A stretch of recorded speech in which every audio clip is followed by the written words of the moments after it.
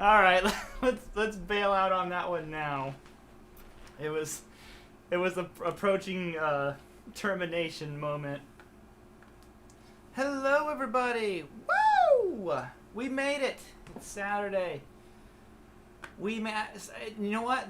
Out the gate, we've got new members that we got to do.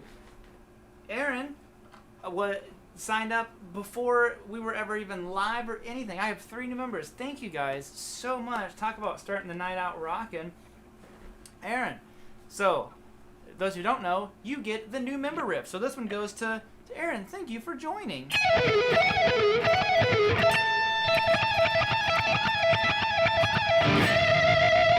The first new member. And then, out of nowhere, man, I hope I say her name right. Is it Rachel Bitterrice? Please let me know if I'm butchering that. But you're a new member regardless. Thank you.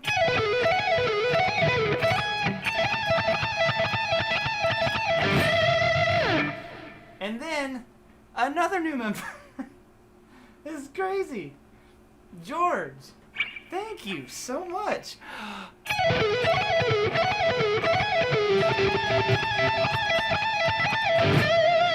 I wasn't prepared to play the new member riff, let alone 3 times in a row.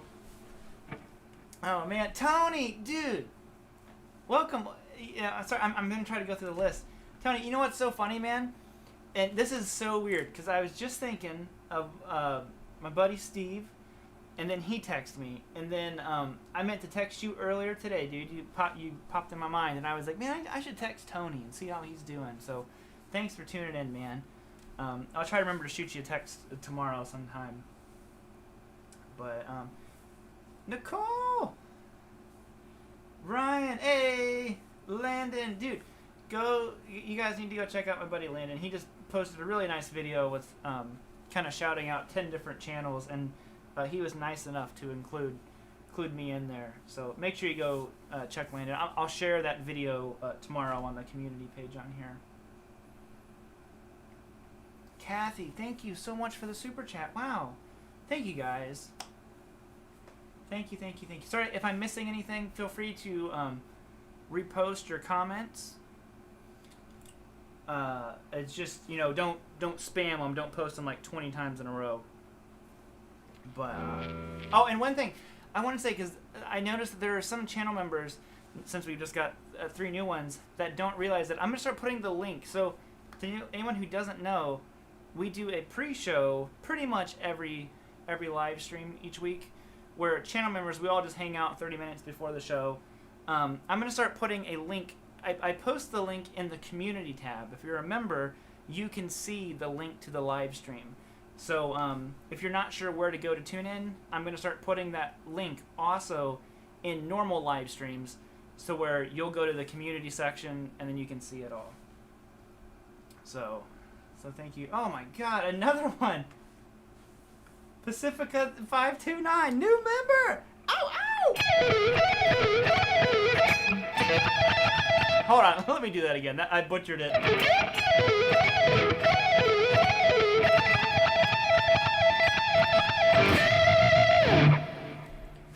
I wish I would have known. I would have practiced the lick. Oh my God, another one. Sasha, Gotcha. Thank you. New members left and right. Here we go. Hold on.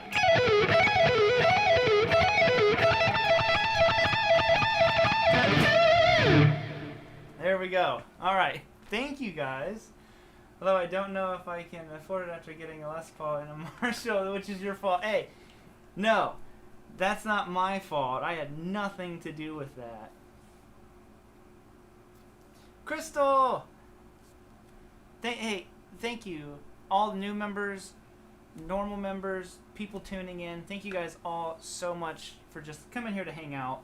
I said it before, but I always like legitimately look forward to the live stream each week.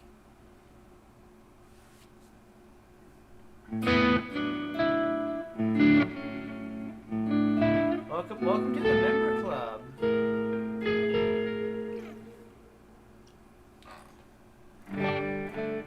Pacifica, are you talking about this guitar? Sorry, I know the chat's moving quick on me right now. But if you're referring to this one, yeah, I love this guitar so much. It's you know, I talk about it all the time. Not this guitar in particular, but I talk about this. You know, like, does anyone else experience like you go through phases, and this is why. You know, fortunately, I'm able to have different styles of guitars, and what I like to do, sometimes I just feel like playing a Les Paul. Like last week, I played Les Pauls. I didn't take my Strat out of the case, I don't think, until the live stream when I broke the string, which I did put a new string on it. It's over here somewhere. But in this week, I haven't really wanted to play Les Pauls. I've been like super Strat time. So it's funny how you just kind of like bob and weave around through stuff.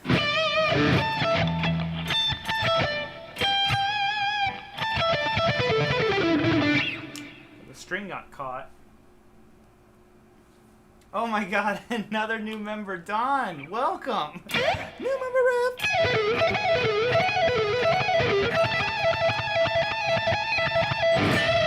I'm definitely going to be good at playing the new member riff.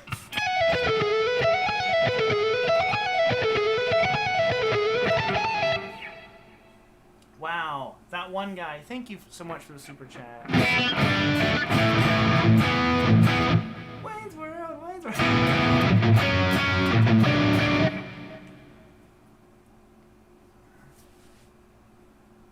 Yeah, Nicole, you know, bummed that not everyone could make it to the pre-show hang.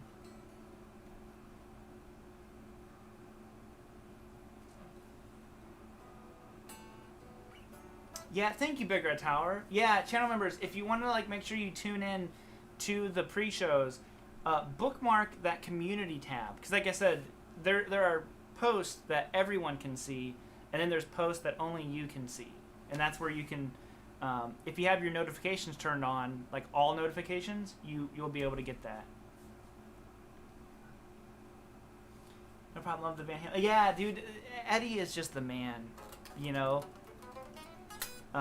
There's and this is like my my Van Halen guitar. Like I really feel like this gets that vibe. You know, like the Eddie sound. I know I have the mic on right now. If I turn the mic off, you can hear it.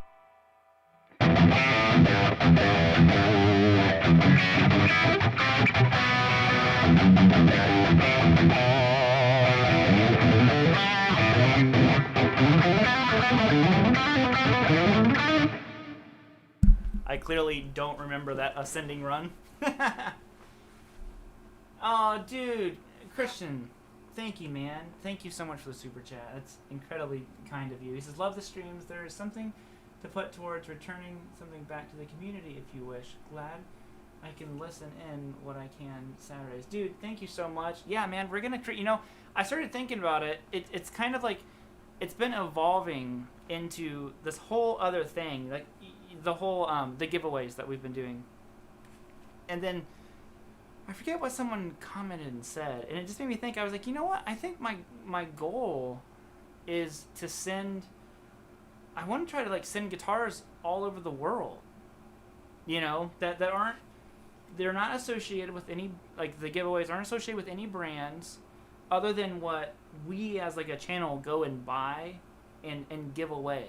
I was like, man, you know, I think that once, you know, this year's kind of winding down, and hopefully, how many months do we have left? I'm hoping to do like 2, maybe 3 more guitar giveaways if we can.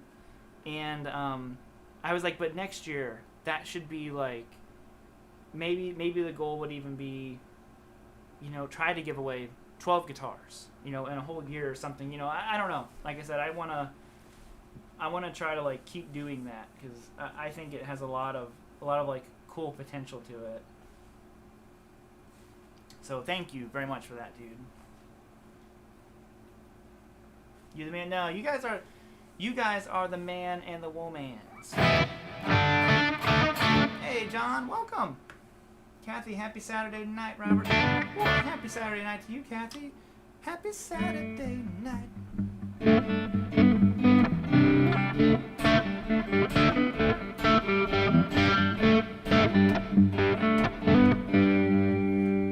Saturday night. Oh my God, another new member. The Rock Cop. Dude, welcome. And here's your new member riff.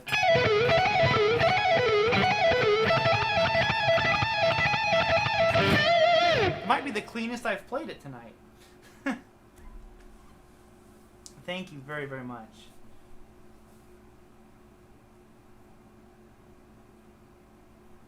The end of the new member riff.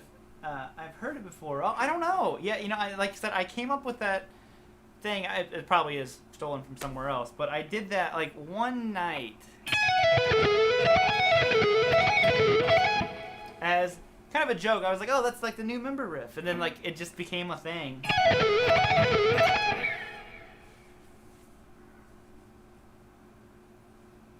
I know, right? Oh my God, Homeschooler 94. So a question. First of all, thank you for joining, new member. Let me play the new member first before I get blabbing. Homeschooler 94. Hold on, I'm doing it so bad.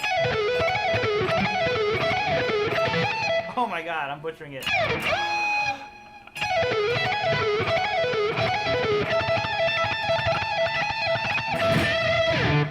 Didn't realize my chops would have to be on point tonight. Thank you very much. Homeschooler 94, I'm curious, is that homeschooler as in old, sweet old Uncle Larry? Been a while since well, welcome, Dime Life.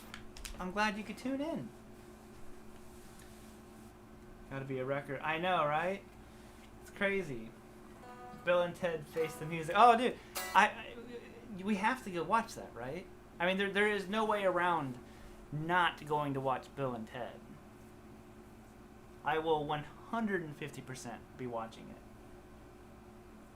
Oh, Ian. Wow, thank you for the super chat, man. It says, hey, Robert, I've got an Epiphone 335 that I've been thinking of replacing the pickups. Any suggestions? What would be good pickups? It just depends, like, what kind of route you want to go with it. So, like, on my 335 that's right there, it actually has really hot pickups. So if you're wanting to go more of that traditional like PAF 335 kind of sound, do the exact opposite of what is in my guitar. I actually really like, I in general prefer low to medium output pickups. But that thing has dirty fingers in it, and those measure in right around 15 and 16, so they're smoking hot pickups. And I love it.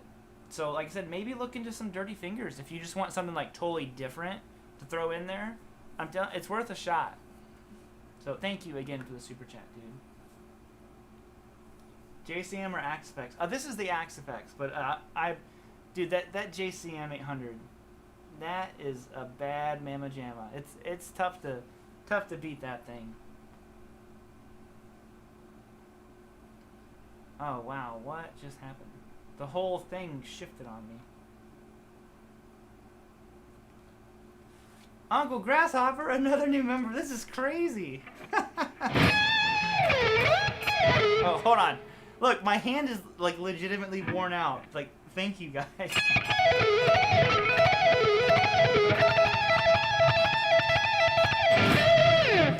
It's funny because I was just talking to the channel members saying that my wife is going to be able to be home a lot more and help me. We're setting up an office for her. She's going to start helping me a lot more with some other stuff.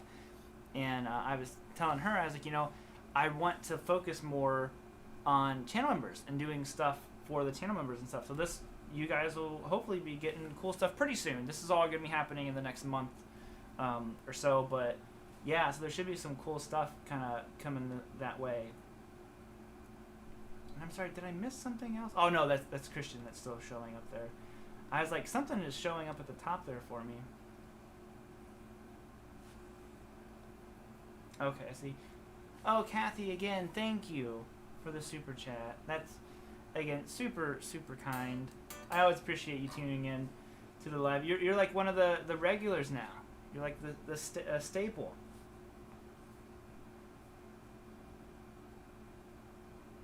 Another one from Kathy. Thank you so, so much.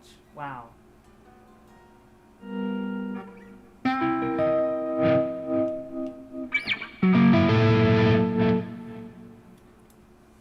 Play how many more times? How many more times?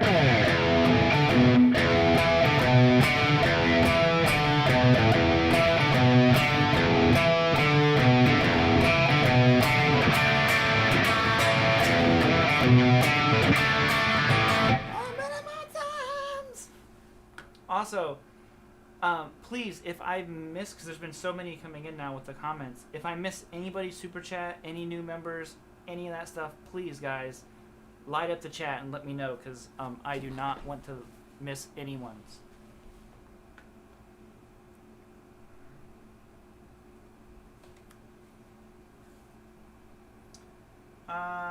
You are absolutely right, Uncle Larry. Yourself and Guthrie Chap are my top guitar players. Oh wow. Well, I don't deserve to be mentioned in that company. You played a riff, fantastic, brother. Thank you. Yeah, man. I don't know Guthrie personally. I met him very briefly. I was talking to my super good buddy, old Brett Papa, and this was 2 NAMs ago, and he introduced us. And Guthrie seems like a super cool person, but yeah, I don't know him personally. But good old Uncle Larry, sweet old Uncle Larry. Go-to for Zeppelin riffage? Man, it's because page stuff is just it never gets boring. And you know what? It did my heart well to see so many people know what Zeppelin riff I played in the Esquire video. I was like, a lot of people don't listen to Presence, or it's not their favorite album. And I was like, no one's gonna get that. No one's gonna know what that riff was. And people right off the bat, they were like on it. They knew what it was. I'm like, all right, man. I knew I could count on you guys.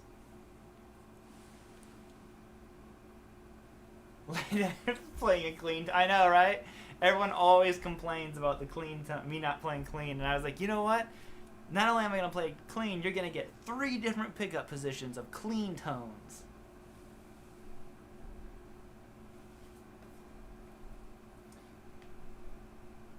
Hey Rob, it's been a bit. How have you been? JS Guitars and Bass? Dude, I'm doing good. How are you, man? Hanging in there?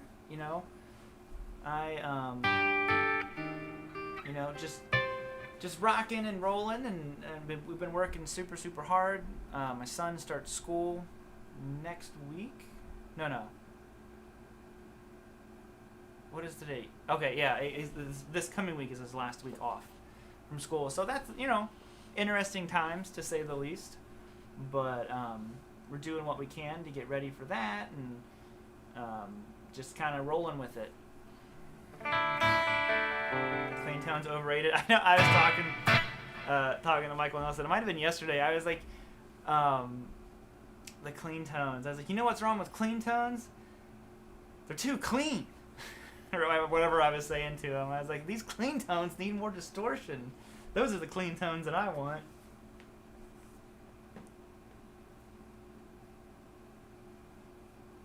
I was like itching to get an Ibanez. I saw an Ibanez that was priced right. I found out there's some stuff wrong with it. Is why I stepped away from it. But there's one Ibanez I've always wanted, forever, And there's two colors of it that I wanted. And what I've always wanted was I wanted like an 89, or I'd have to ask Steve. I don't know if Steve's still here or not. I remember him telling me years ago what are the years you want. I think it's 87 to 89 are safe to get. I want an RG550.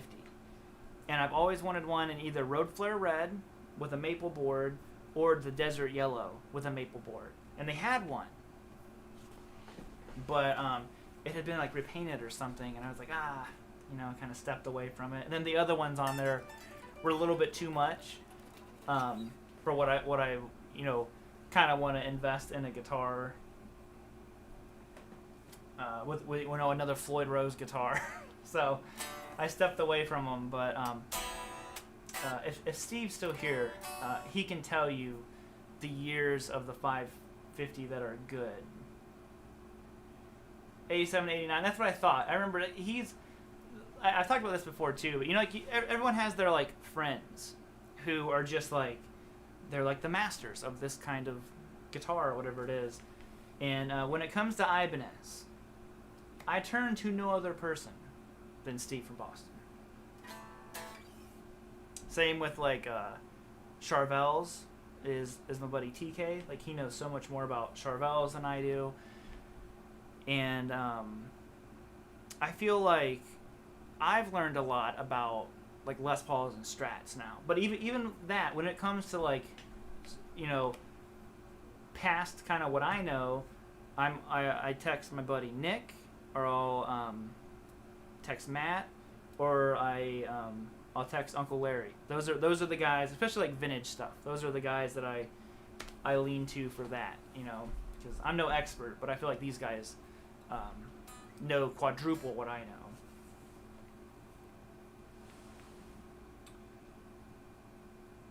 Jake, what's up?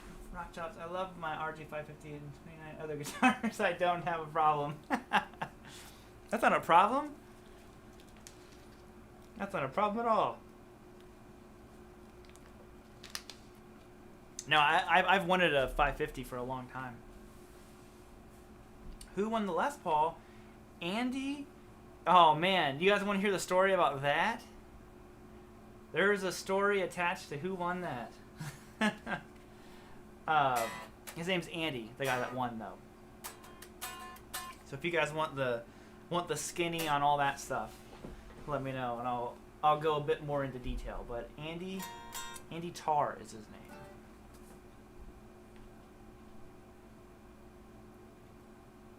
I have an RG trifecta. See, 76, 20, 22, 20. Yeah, see, like, you get into Ibanez names, and I'm just like, I don't know what any of that stuff means. You know anything about early San Dimas Jackson's custom shop? I don't, unfortunately. Zach, what's up, buddy? He seems to know everything about vintage gear. Either played on it. Yeah, and yeah. Tom's a safe bet when you're asking him about that stuff. Tell the story? Sure. So here's what happened. So a gentleman by the name of Andy Tarr, we haven't talked a whole lot yet, won the guitar. And a few days go by and no one, because I announced the winner on Tuesday. Like 2 days go by, he hasn't responded, none of this stuff. I'm like, man, I worried that this could possibly happen. And all of a sudden, like, his name on here was called Andy TSRR. And all of a sudden, someone responds to the comment, but it's a different profile, and it's Andy TARR, Andy Tarr. And I'm like, I like legit think someone's like trying to like scam me out of the guitar. Well, it turns out that it's the same guy. Like there were certain things that I did. I'm not gonna say what I did to make sure that I knew exactly whose profile was which. That way I can do them in future giveaways and stuff. But I'm glad that I thought of this at the last minute when I did it.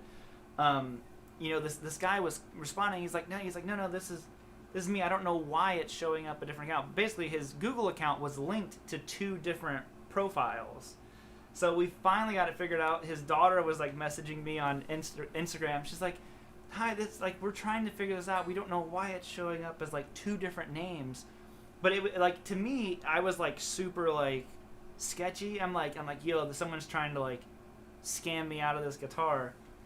They finally figured it out, got back to the original profile, and then could respond and do all that kind of stuff. Oh, it was like, I was convinced that someone was trying to like, scam this guitar. It just turned, his account was linked to 2 different things. So then he finally got it back on there. I verified that it was the right account, and then we finally got emails back and forth now to where I can get the guitar sent. But I was like, oh man, I was like, who's this trying to like scam me out of this guitar? So it was, I'm glad it like worked itself out. Big scam. But yeah, I'm sure like, they're probably just like, oh, what, like how, like what's wrong with this? And I'm just like, who is this person trying to like steal this guitar? So we got it figured out. It's all legit. It's all straight, and it's gonna get taken care of. So like I said, I emailed him, and we've been talking back and forth now.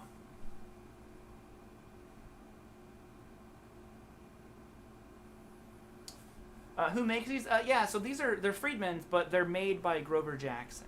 I don't know if they still are,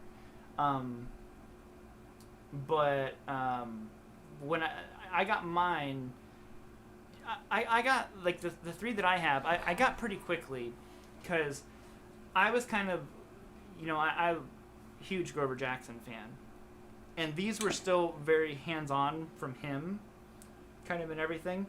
So I was like, okay. I go, if I want them to be with where he's still involved, which I think he's still involved in everything, I just went ahead and like got the ones that I wanted, just in case, you never know, like Grover could retire, and then Friedman might need to go somewhere else to have the guitars built. Whatever could happen. I mean, I'm not sure how old Grover is now, but he might not want to make guitars forever. So that's why I was kind of like adamant about getting the ones that I wanted like early on. Good job keeping your guard up, Robert. Imagine if the wrong person. Yeah, well, that's the thing. I mean, some of you guys, did you hear about the scam that Rev was just dealing with? Rev, the amp company? So I'm like on high alert with all this stuff. I'm not a huge Kiss fan. I do like Kiss, don't get me wrong. But I'm not like the mega like Kiss Army fan. Have I played the Soho, the NoHo? I assume that's what you mean. I have a demo on it, actually. They sent me one. That was talk about a stressful guitar to have, because those NoHos are like super, flashy tops and all this kind of stuff. It's not like this, like this guitar. I've had it a couple years now, but it's it started to get nicks and dings in it, and it's been played a bunch, but and my other ones are like relicked. So those, it's kind of like, you bump it into something, you relicked it a little bit more. But like on the NoHos, they are clean and pristine. And I was like so uncomfortable having it here. I'm just kind of like, because I don't own anything that doesn't get nicked and dinged and all that kind of stuff. Because whenever you're recording and working and stuff like that, I have like, there's guitars around the room, but I always have this little like 3-piece sitting beside me with whatever guitars I'm currently using, and I'm flipping them in and out quick, and sometimes they just like clang together, and you don't mean for it to happen, but with that guitar I'm like, get away from everything, hand me the guitar, and strumming it. That happened at I've told this story before. It was a few NAMMs ago, maybe 3 NAMMs ago, Winter NAMMs. I went up to say hi to Gene and I'm going Gene and Brian, dude, I went brain dead at PRS just to say hi to them, and they're like, oh yeah, come back here and like try this, and they take you to this like back room where they have like the amp set up and all this stuff, and they hand you this guitar, and I'm like, oh, what is this? And it's some like $20,000 like private stock guitar. I'm like, I don't know. Get this off my lap. Don't hand, like, what am I supposed to do here? I just kind of like strum. I'm like, oh, it sounds great. Please, I'm so uncomfortable holding this guitar. But despite a PRS, and I'm terrified that I'm going to smack it into something. See, now when it's my own guitar, I don't care. Like, my PRS has all kinds of dings and little like gouges out of it now, because like I said, they get clanged around. But it's when I'm uncomfortable when it's someone else's guitar. That's whenever I feel like I feel like you can't play it right. You know, I just feel that in general, like playing someone else's guitar. Oh, and you know what? Oh, Kathy, I missed your super chat. Thank you so much. I just saw your comment. Some Kiss. Oh, all right. Let's play some Kiss.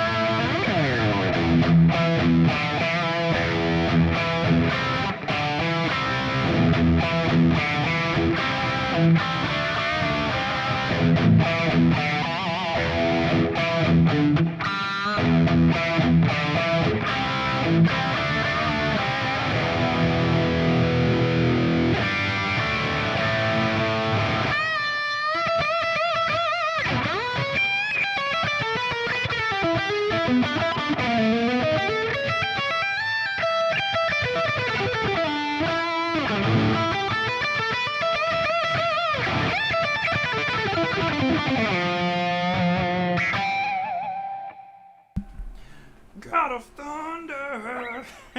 I always love that riff.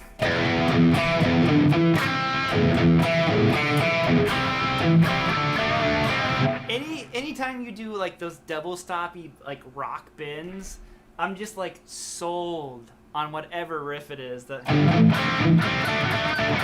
it's so like attitude driven. I love it. Favorite guitar brand? I don't know if I have a favorite one, to be honest. I just like guitars. I don't think I would be content playing like any one forever. Robert, last time you said happy birthday to me. Thank you for that. It really meant. Oh, of course, dude. Hey, anybody's birthday today? Let me know. I'll play you a crappy version of Happy Birthday. Really selling it, right? See the new lynch mob that George Lynch put up on his Instagram? Take on a Sedano mod replacement. Got one. Get one for your JCM. Oh, and I haven't. No, I don't follow really a lot of like Lynch's stuff, so I'll have to check that out. Good morning. Good morning. Your favorite bottled water brand? Better not be Dasani. No, this is just your cheapo, like, Kroger brand water. The only thing I'm weird about with water, I don't like any of the Dasani or Aquafina, any of those, but it has to be like spring water. I don't like the distilled or filtered, any of that stuff.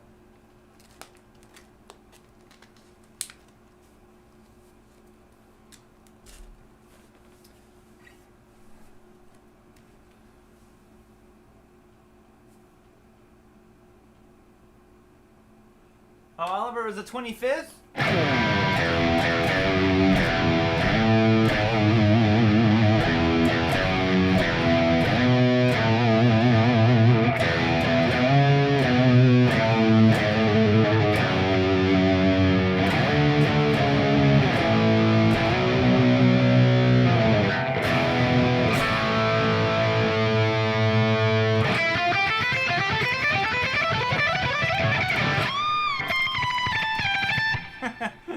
Happy birthday, Oliver.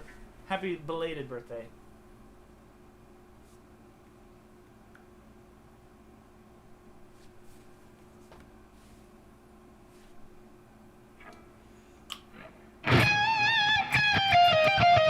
play Happy Birthday with only dive bomb?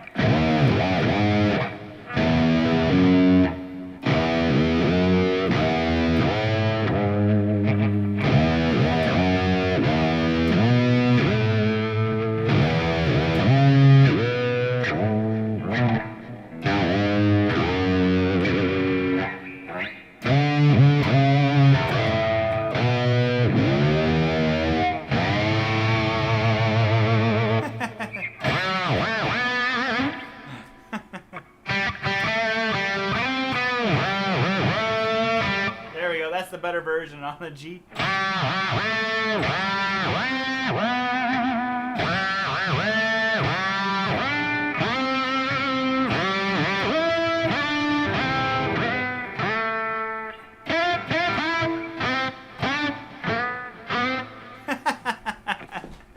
New version. Just happened.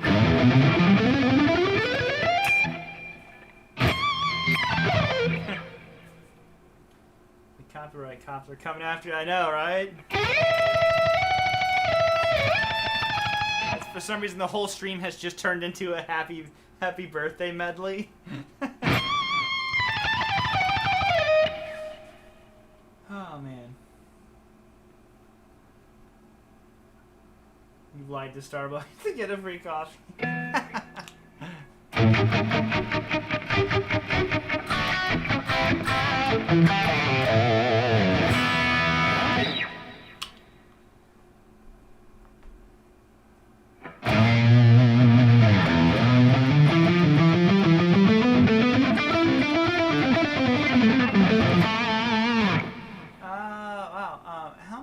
Reverb and gain using right now? A lot. Too much. I don't know, like, exactly how much. Let's see. Oh, Kathy, thank you again. Another super chat. Wow. Thank you. Let's see. How do we go?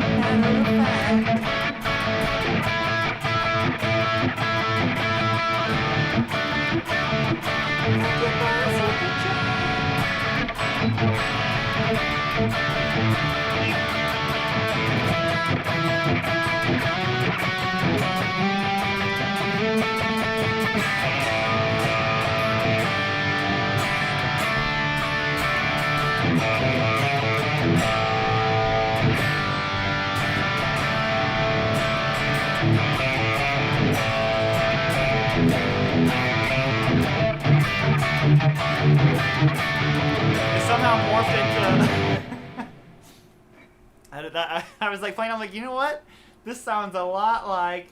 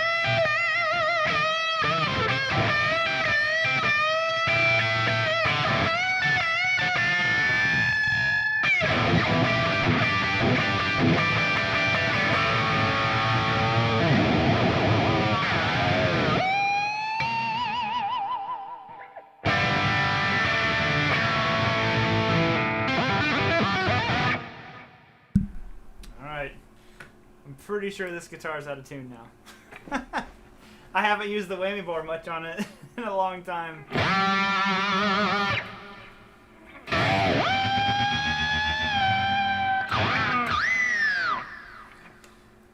Oh man, what guitar do you guys want me to go to next? It's got to be out of tune. Little bit.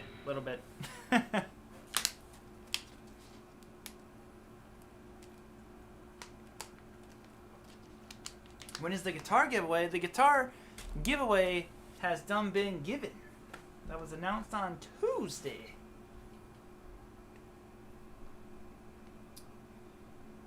Sorry, Christian Churchwell, thoughts on nitro finish? Thank you for the super chat. Nitro finishes. You know what? Someone left a comment earlier. We were talking about the Esquires, and I think that my comment kind of like summed up how I really felt about nitro finishes. You know, a guitar, it's kind of like a guitar is alive. You know, it's made of wood, so all these years and all this stuff, like, you know, with the Esquire, or even the Strat here. Think about it. This guitar is different now than it was, you know, back in 1963 when this thing was new. So the wood has changed, it's moved, it's aged, all this kind of stuff. Even though it's not alive, it kind of like, it is alive in a way. You know, so many different things affect the guitar.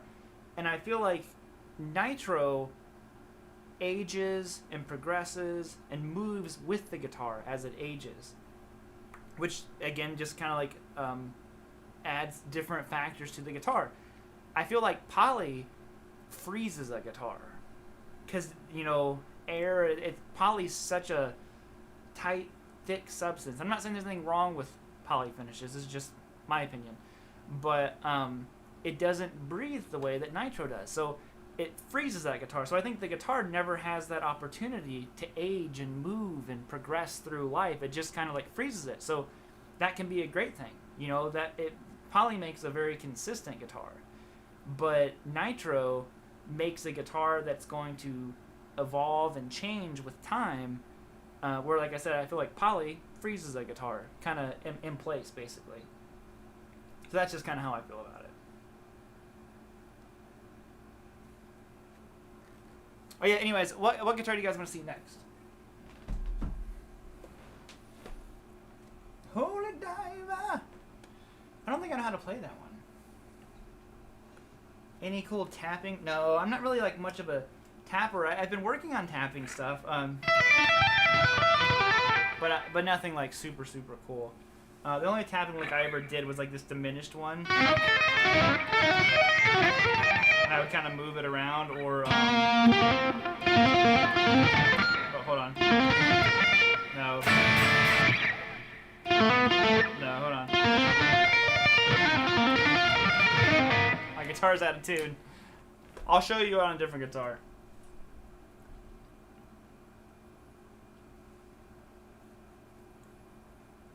Oh, Corey, dude, for playing some crew and all you do for, dude, thank you, man. But you know, I 100% appreciate it. Thank you for the super chat. But you know, it always needs to be clear that it's such a mutual relationship, you know, between all of you guys and myself. So it's you know, I always hope that I can give back even like a small percentage of how much you guys give me.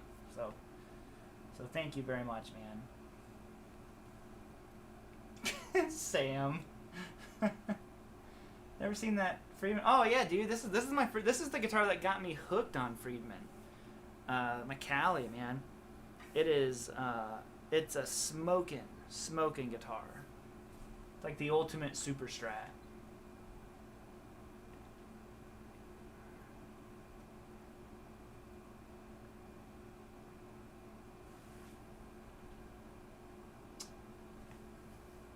So you got Charvel, Friedman, Telly. Ooh. Other Friedman. All right. In the chat that I can see right now, had 2 for Friedmans, and then P90 Les Paul, and what did the other one say? And Crackle. Sure. The other Friedman's right here, so I'll just grab it real quick.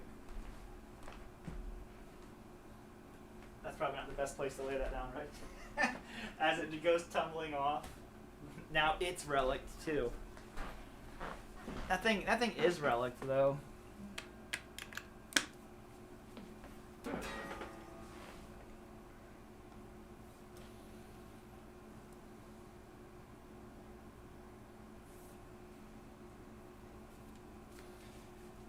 Yeah, like that. I just wanted to play the vintage tee.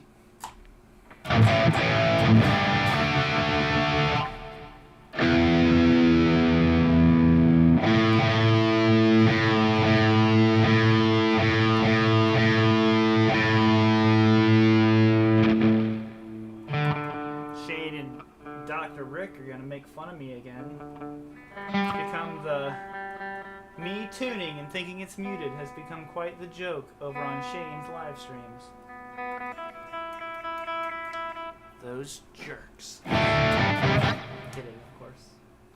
I love both of those guys. Oh, Metalhead Hippie. Buy a pack pics. Oh, dude. I need to get some pics. Thank you, man. Very, very much. I really appreciate that, buddy. Testament? I never learned any Testament. Surprisingly, of kind of like those metal era bands and all that, I never got into Testament. Best tube amp they don't have. That doesn't have a 3-knob EQ. I don't know. That doesn't have a 3-knob. Like you want like basically like a 2-knob, like a overall like tone, and then just like distortion maybe. I don't know. Maybe you guys have some recommendations in here. Should I buy 2 Harley Benton LPs or SG copies or 1 MIM Strat? Please decide for me. Personally, I would go for the Strat, but I know a lot of guys in here have had multiple Harley Bentons and speak very highly of them. So maybe some of those guys can weigh in a little bit more. My opinion, I'd go for the Strat. Arthur, dude, thank you, man. So here's to rock and roll, and I'm actually at a gig trying to make it for the end. Dude, thank you so much. Have a good gig, buddy. I hope it goes well.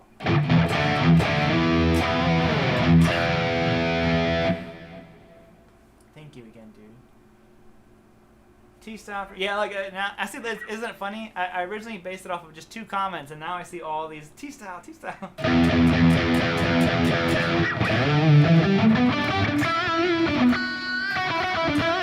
This guitar is just like a total beast.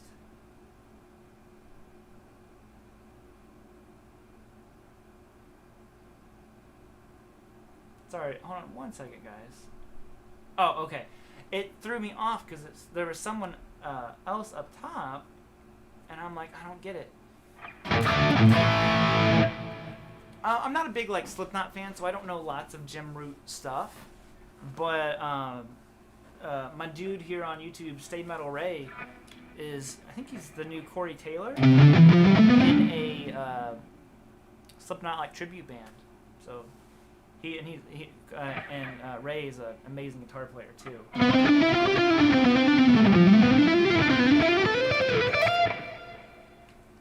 Dude, okay, 5.5 is it 5.55? The Friedman Runt, such good amps. The Runt 20 is killer. Isn't there a Runt 50? Both really, really good. Oh, Kathy again. Thank you, Kathy. That's so nice of you. She says, "Hi, Robert. Can you play some Van Halen or Van Hagar? How about we do both?" That's not a Van Halen riff. Sorry. I don't know where that was going exactly, but all right. Van Halen, Van Hagar medley. Let's do it. Let's get it.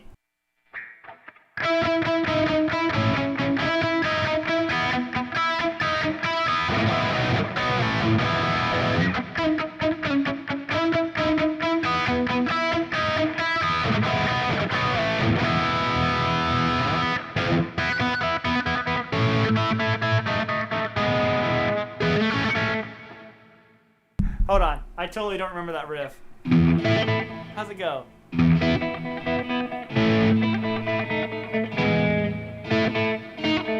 I don't remember it. I can't remember it. Sorry, I butchered that one. More riffs. Hold on.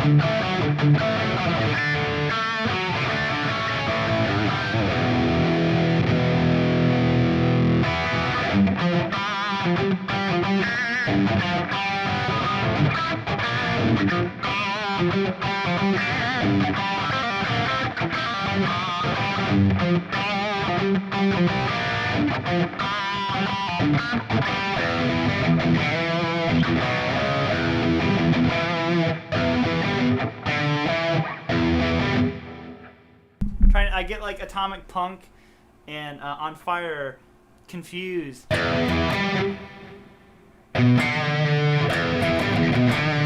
it go? Down and out and now.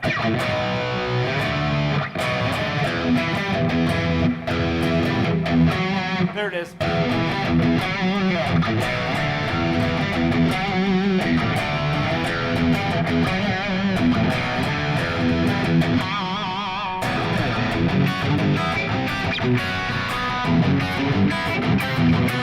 Sorry, you guys need direct audio for this next riff because it's the sickest riff ever.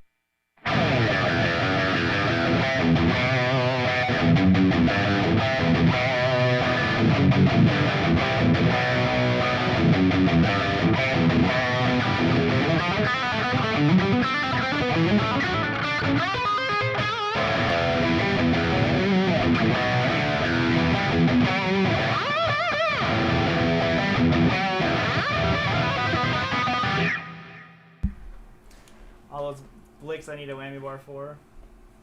Oh,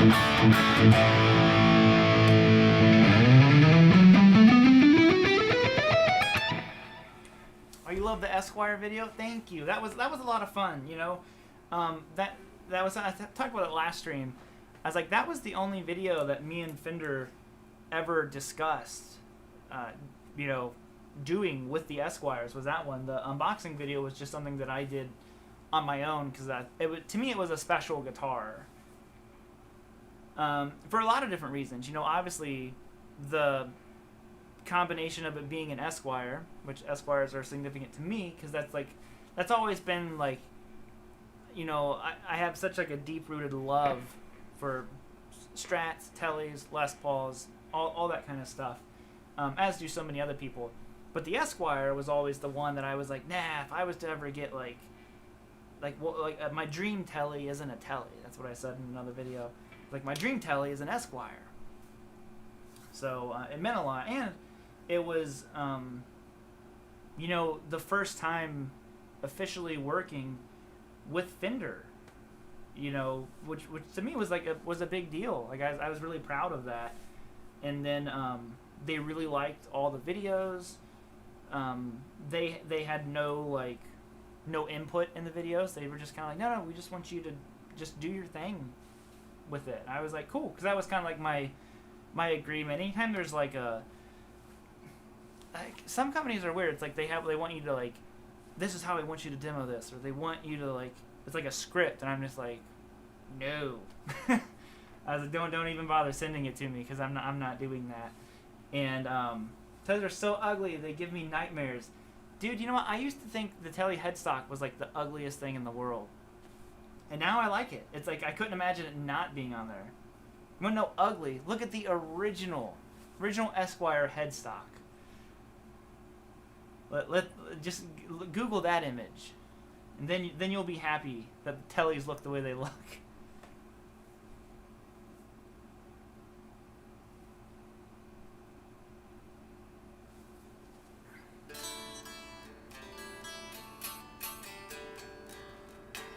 Fender really screwed themselves when I didn't trademark the strap. But yeah, I mean, you know, imagine. I'm not sure how many years it's been since Leo passed away, but like, who would have thought? Like, you know, when he's designing these guitars, he's not thinking like, oh, I'm designing one of the most iconic guitars that will ever be in history, and probably wasn't thinking of it that much.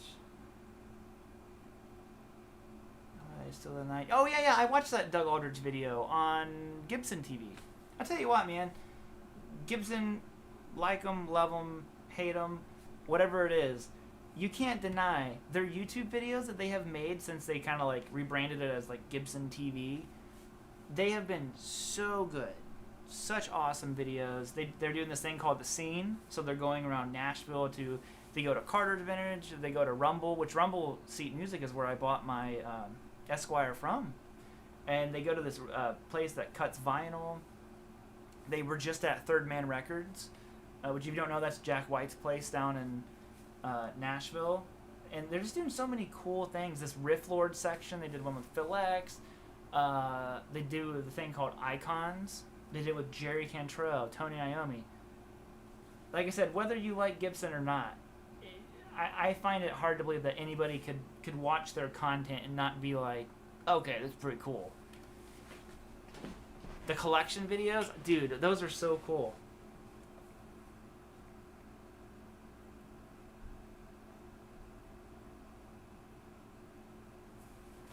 Did they fire the snotty guy in the leather jacket?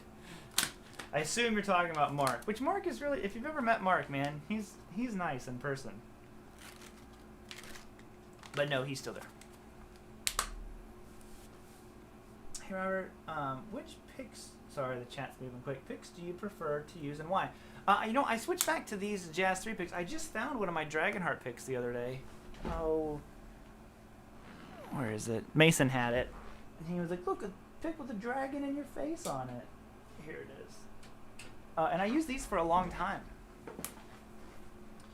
They're really nice picks. Really good picks. It's got like food on it or something. Who knows? Anyways, they're like these really big, thick picks. I used these for many, many years, and they're great picks. The issue was it was just getting hard to find them, and you know, I think that they sound better than a Jazz 3 pick. Like the Jazz 3 picks are really dark, but like I said, I kind of like forced myself to switch back to the Jazz 3s. It's funny to use these now because they're so different. But yeah, I used the good old red Jazz 3 picks, which is what I used before I switched to these. So I used the Jazz 3 picks for probably 8 years, and then I played the Dragonheart picks for probably 5 or 6 years, and then this past year I switched back to the Jazz 3. It all comes full circle.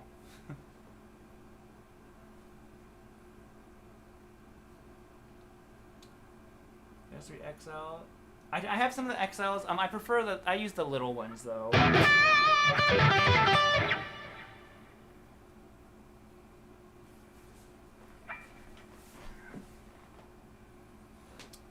Jazz 3 Sharps. I don't know. They're just like the normal Jazz 3. I guess maybe I didn't realize there were so many different kinds of Jazz 3 picks. Jimmy Page uses a Tele. Do you like that sound? if you're asking me, of course, you know, I'm the biggest telly freak, page freak there is.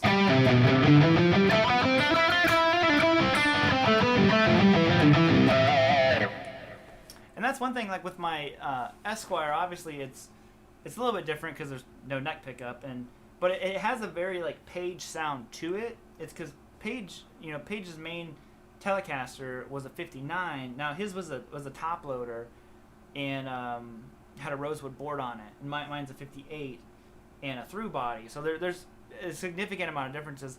But my hunch is that the pickups are very similar between 58 and 59. I could be wrong, but to me that guitar just has like a very Page kind of like vibe to it.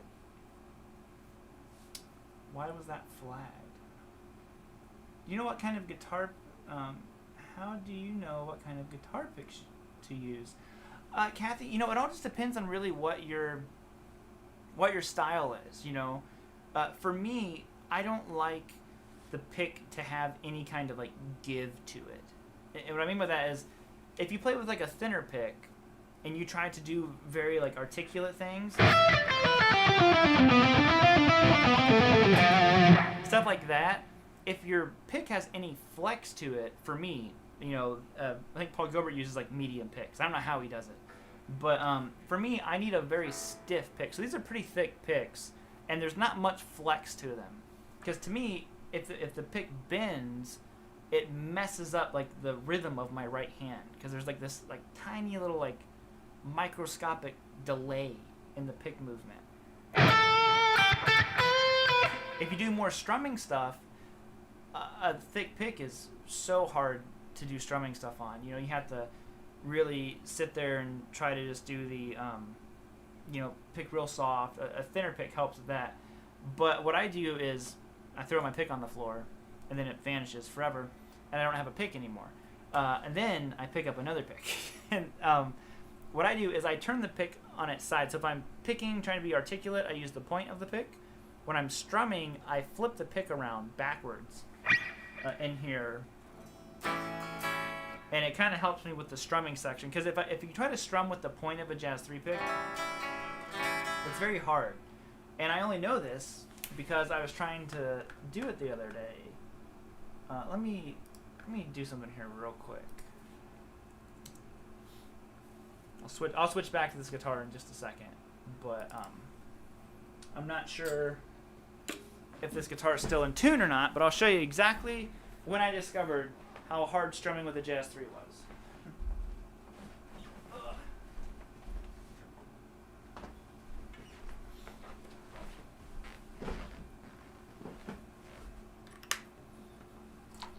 See how out of tune this thing is.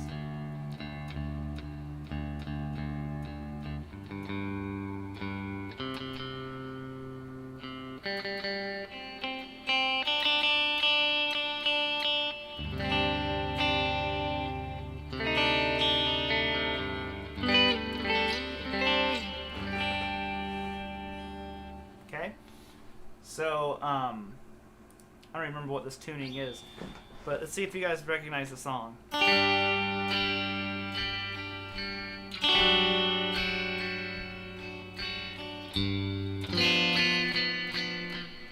how's it go?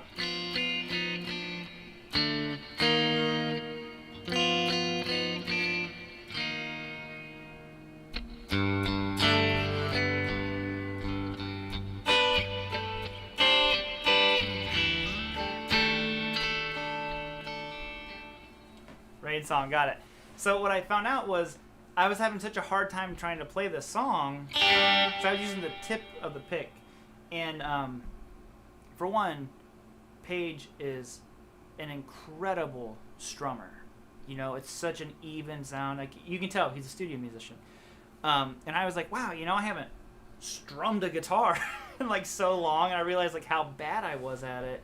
And what I figured out was that I needed to turn my pick around, and then I could kind of like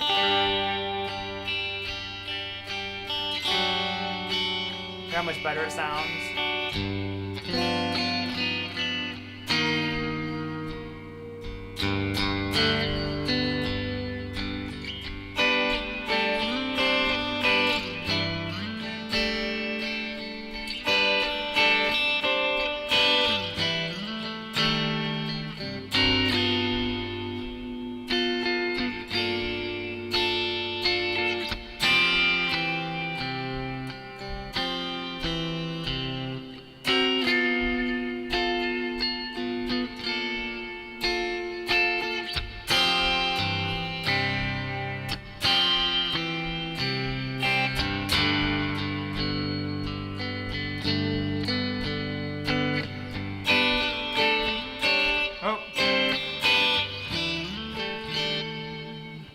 so much better, right? So much better with the back of the pick. Because like I said, when you do the point, it's so hard to get that flow and rhythm. The forbidden tuning, right? Yeah. It's a really cool tuning because it's just like everything sounds good. I was messing around with it.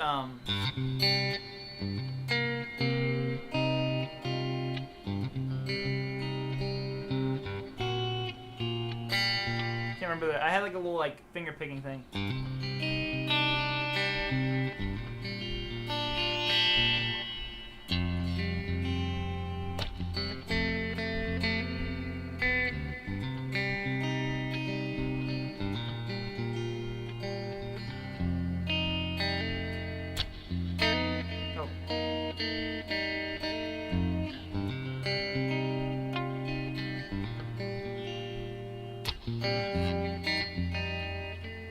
So I've never used this tuning before, but it was already kind of like super inspiring to sit there and just kind of. A D minor chord. I like that, but I like the D sus2 sound a lot on there. I'm not sure what the chord is now because it's tuned different, but.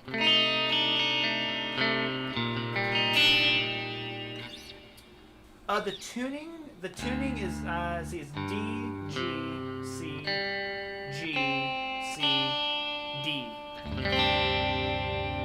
The page tuning. I don't know what it is.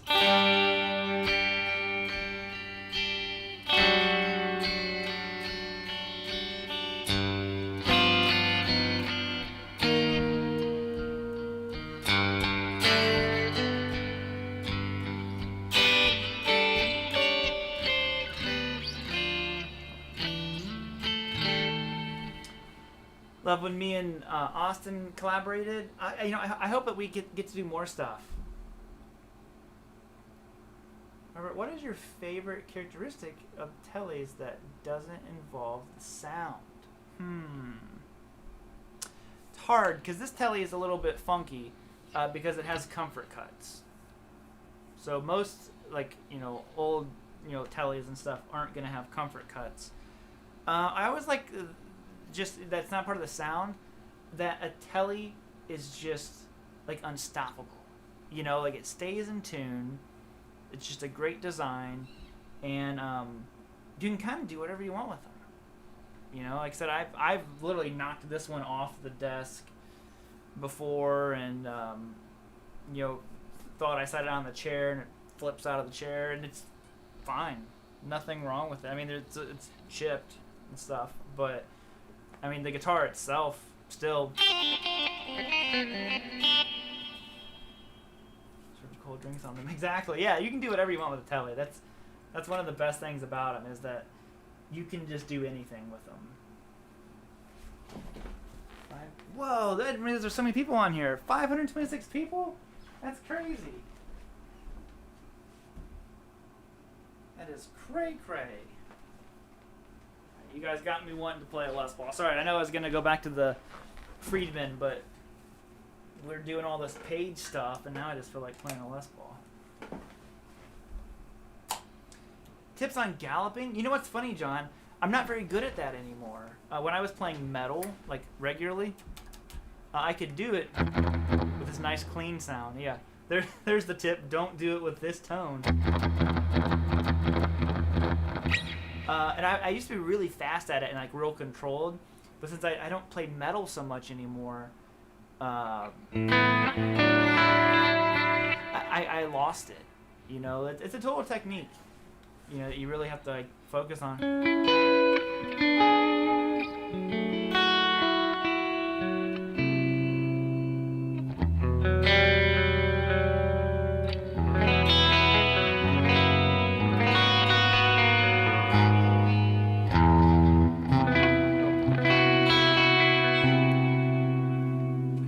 Amazed at like how this guitar sounds clean, because like none of my other humbucker guitars, well the PRS can, but it has to split the coils. But like listen to it. I'll give you direct audio real quick. And listen, I just think these humbuckers, this middle position, sounds so good, clean. Like, you know, it just has a nice brightness to it that humbuckers just don't normally seem to have.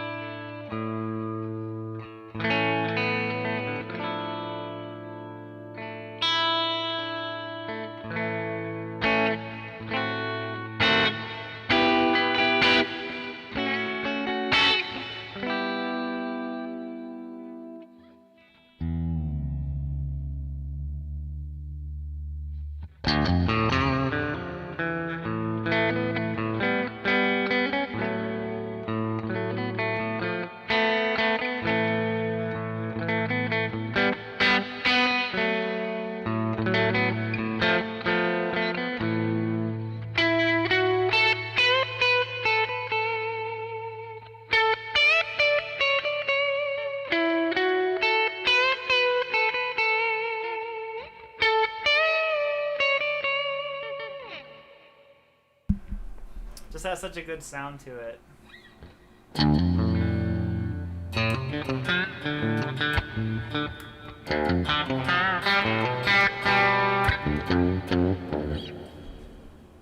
Sounds like a Rickenbacker. Yeah, it kind of does, doesn't it? It has like that. It has that sound to it.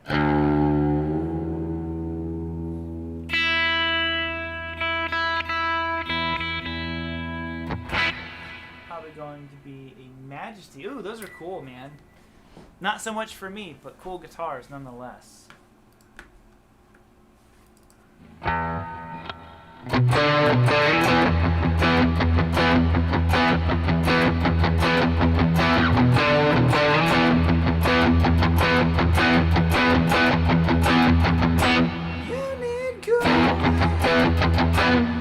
not going to sing and play that.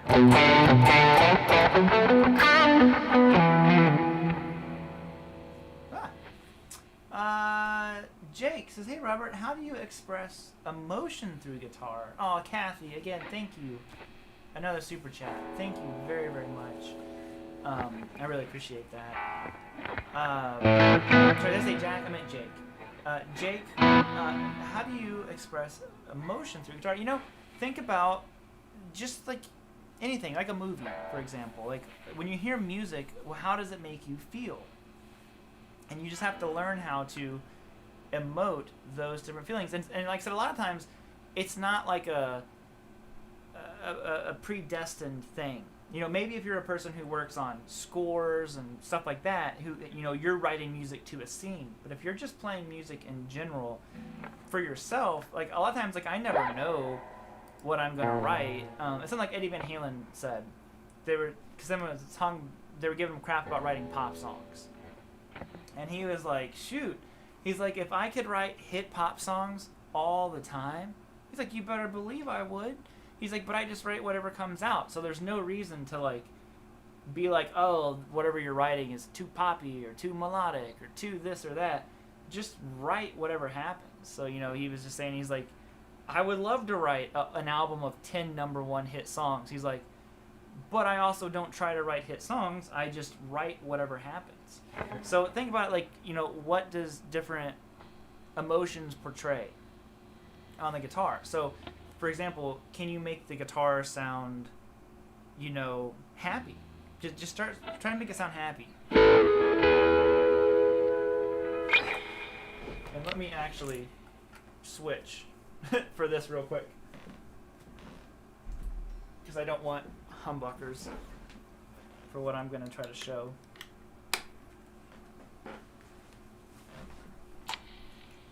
There we go.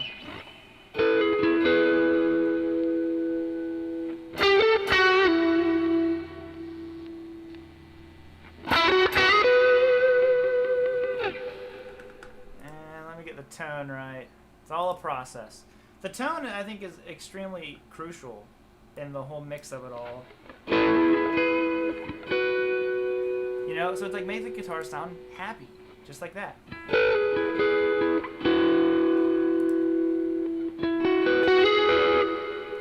there's a happiness or kind of like a liveliness to that.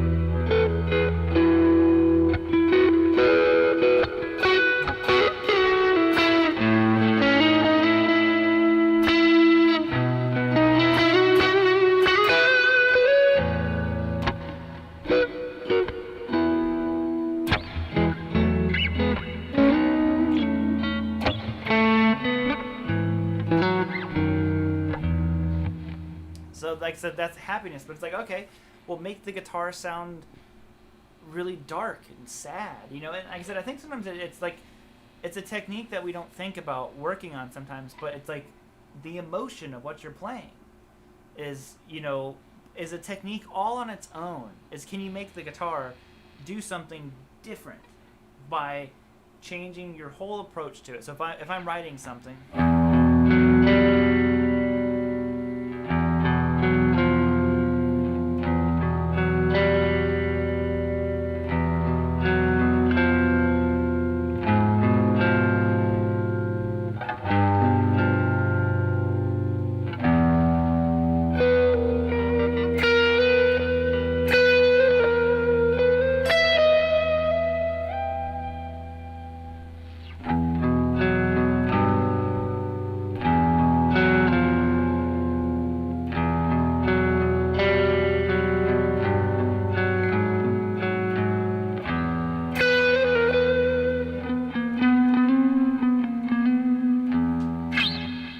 said, it sounds dark all of a sudden, or like I said, to me this is really where modes and all that come into play, because the modes are what give you different colors to work with. So, and I've showed this stuff before on here. So I'll try to get that position 4.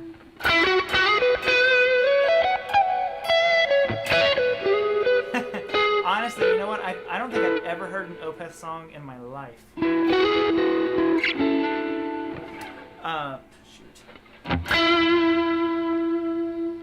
3-way switch life.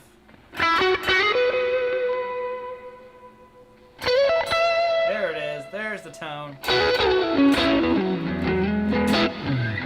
So anyways, like I said, like the different modes, listen to how they all sound. And this is really like one of the ways that I approach the modes, learning them. And I'm not saying this is right or wrong. Go check out Rick Beato if you want to like really understand that kind of stuff. But the way I did it was I learned how to hear the modes all over a single key. So like I said, if I was playing over E and you're thinking like Ionian, like that's Ionian. Well, then I'd also want to hear Lydian over that.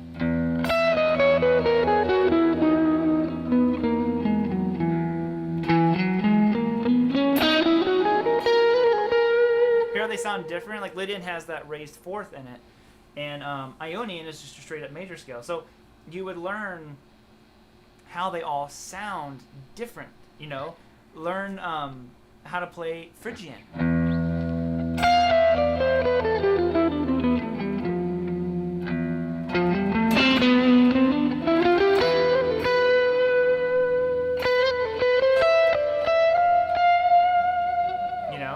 You could do that kind of thing, or I mean, with the other, like you could do like a Hungarian minor is another one. It's not like your standard modes, but that's the kind of stuff that you learn. Like you learn how to like navigate. This is what I was doing a minute ago. I was doing Hungarian minor.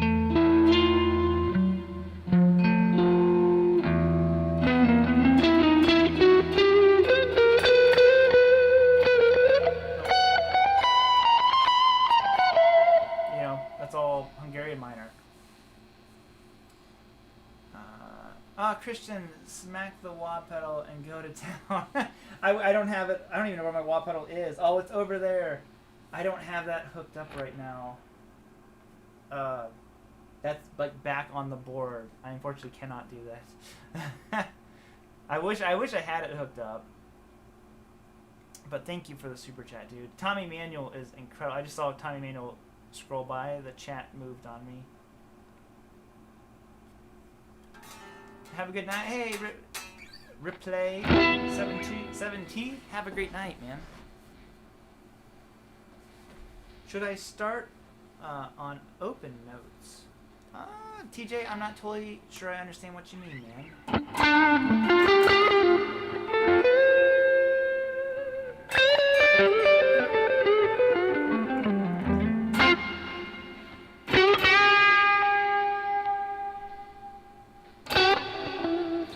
There was this lick I was working on the other day. I stumbled upon it because I messed up.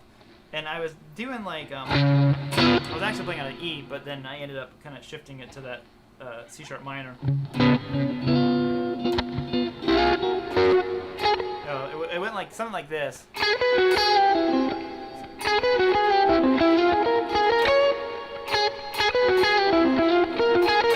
of like a little bit of a fusion-y kind of thing here.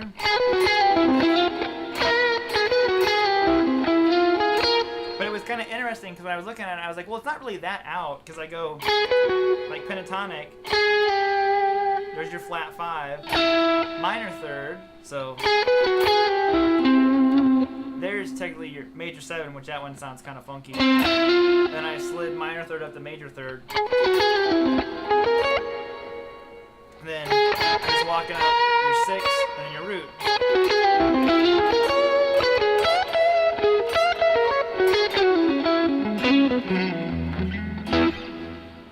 So is when I'm trying to like work on incorporating.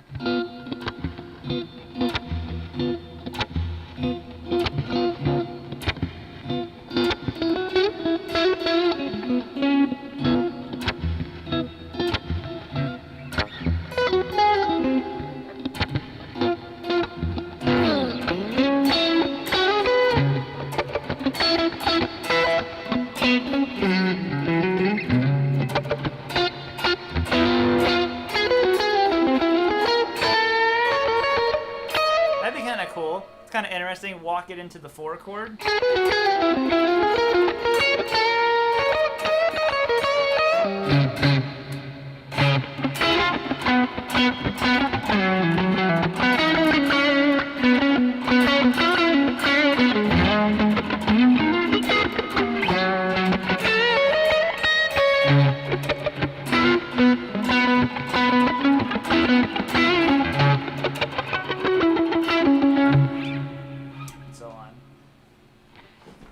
Oh man.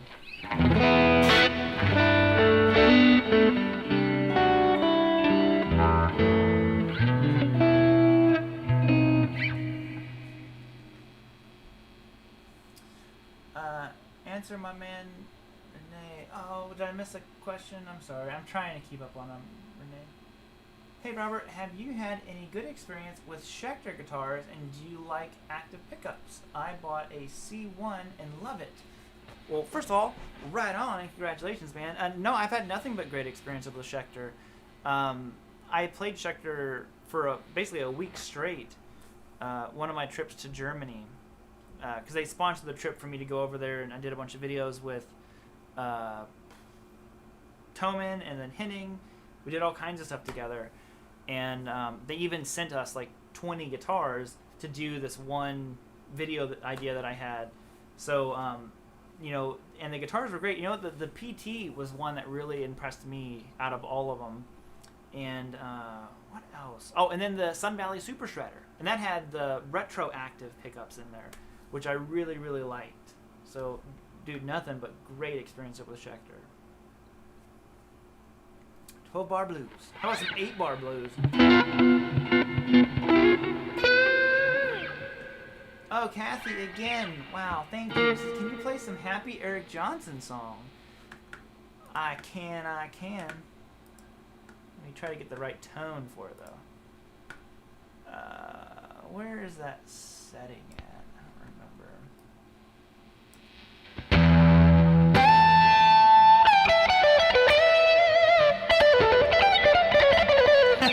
I'm like butchering it.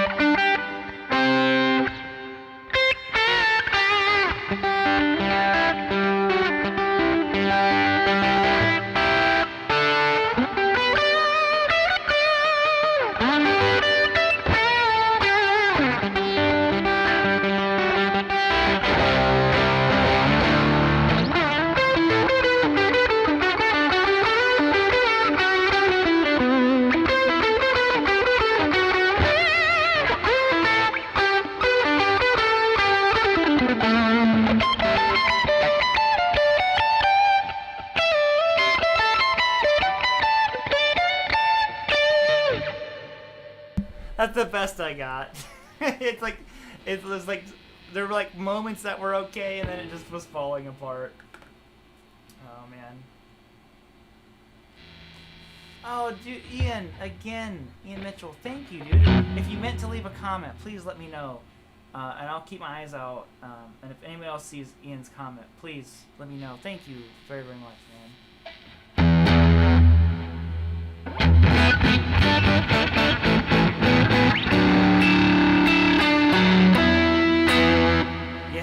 No, it's not an easy song to play, but I'm also playing it horribly.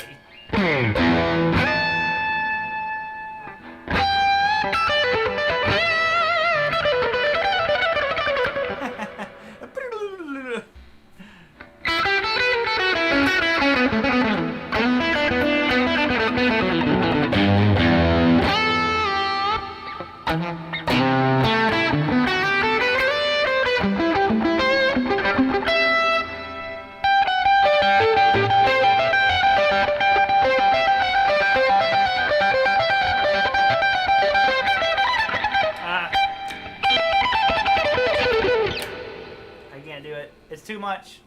Too hard. I'm not ready for that.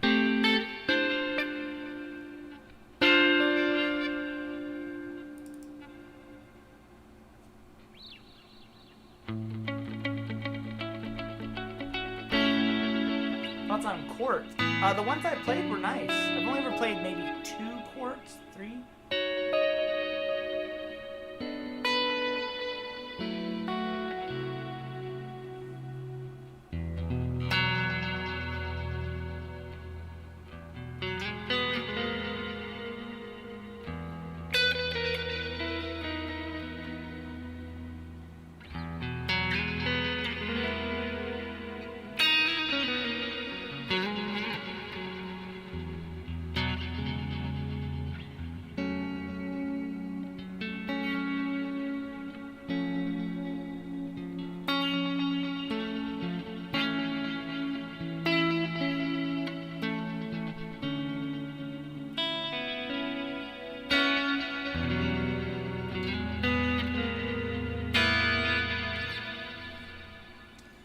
Whatever that random nonsense was.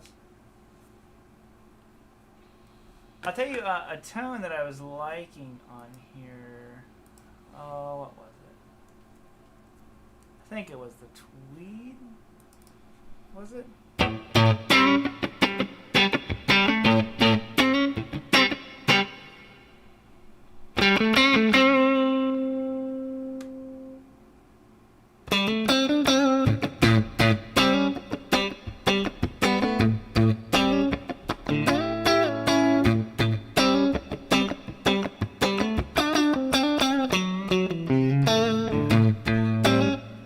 it sounded good. I liked it, and then I just kind of cranked up the drive on it.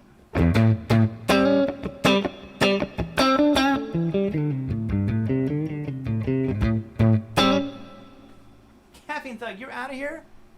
What's up with that? No, thank you, dude, always.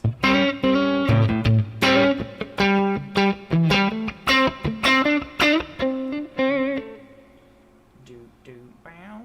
Trying to find the right tone.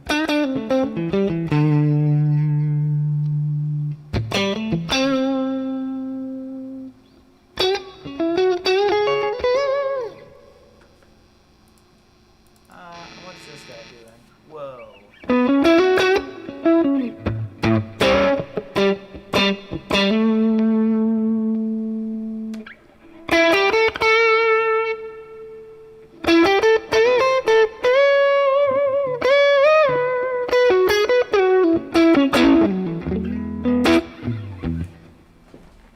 Alright, let's see.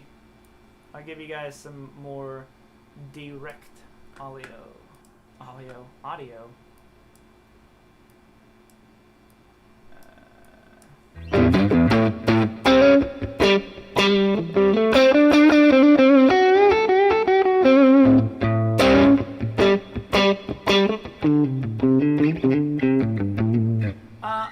I like a lot of.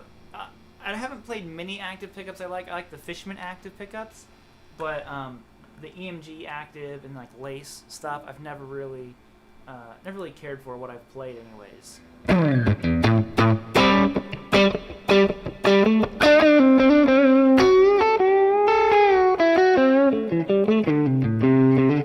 So here's direct audio if you guys want to hear this real quick before I switch guitars.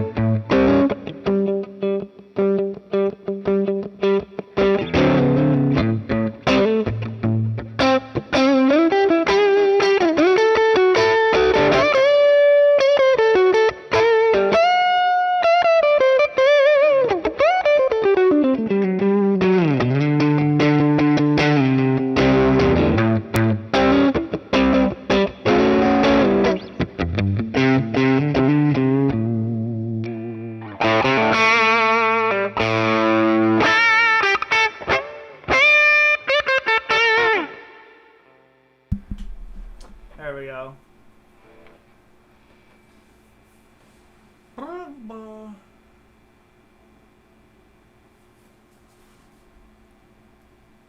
Yeah, I like that tone.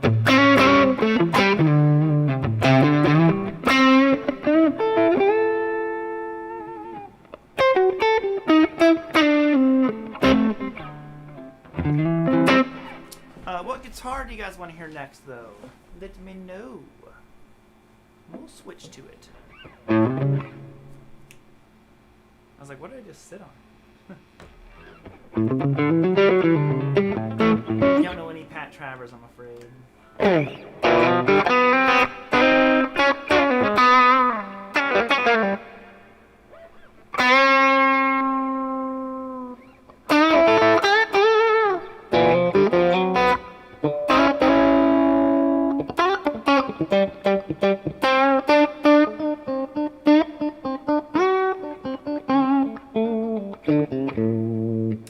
The Esquire.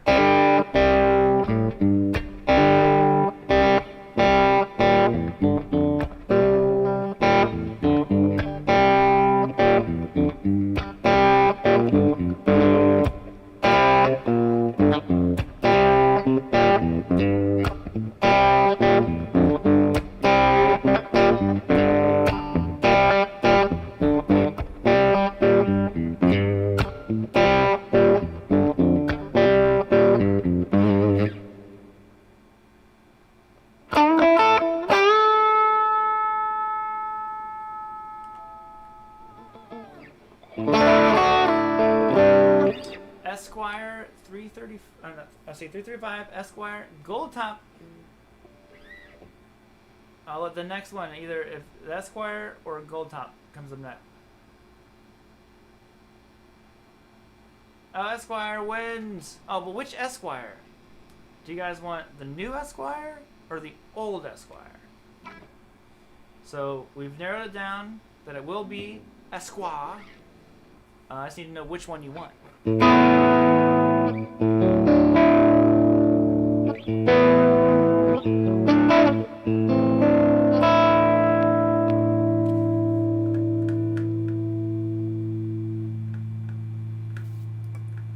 Esquire.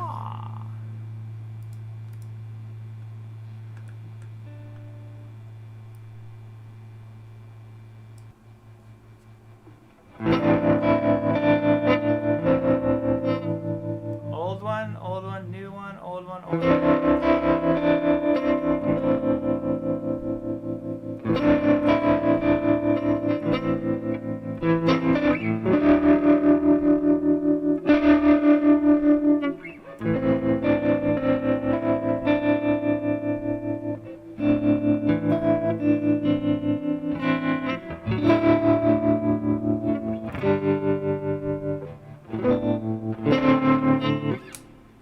Alright.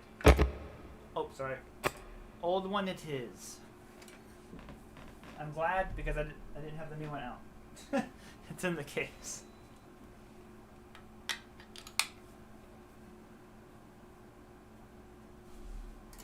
Alright.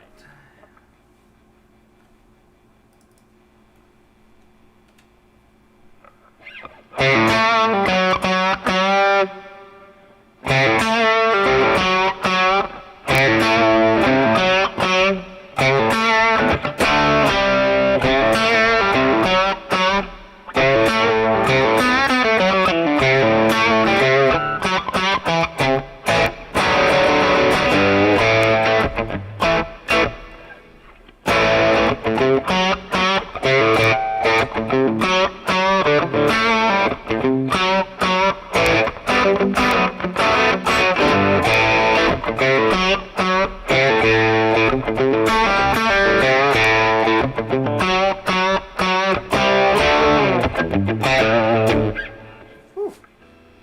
That Esquire, man. It's got the bite. Oh, Kathy, again, can you play a song that I like? Sure, well, thank you. I appreciate the super chat. And a song that I like. Alright, I got one for you here. I'll just use this. This isn't my normal tone, but I'll roll with whatever this tone is.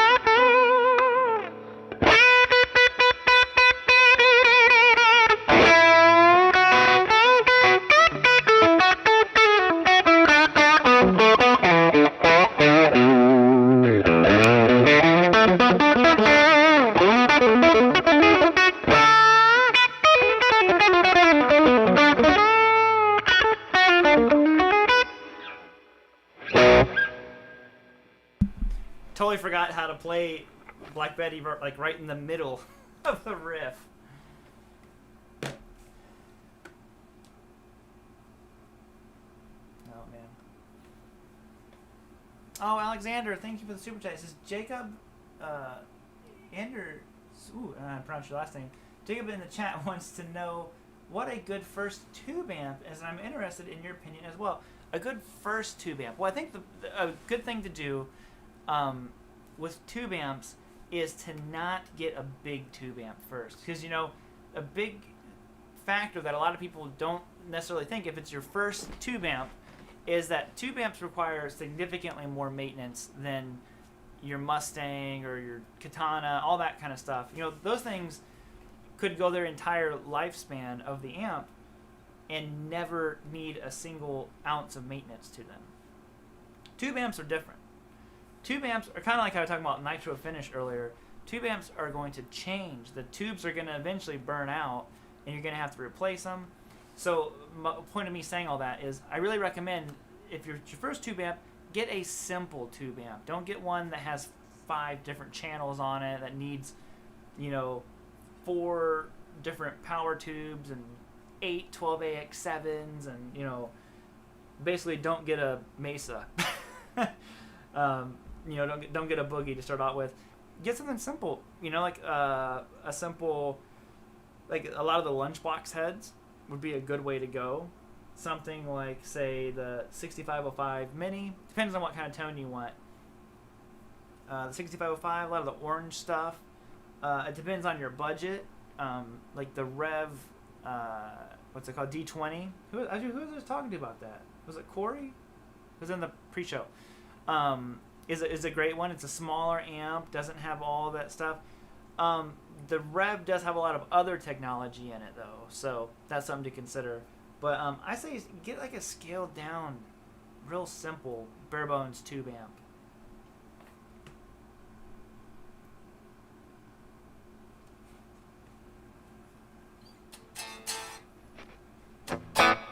Yeah, retube a Mesa, and let me know how you feel. I have a friend who, loves Mesa until you have to retube one of those things.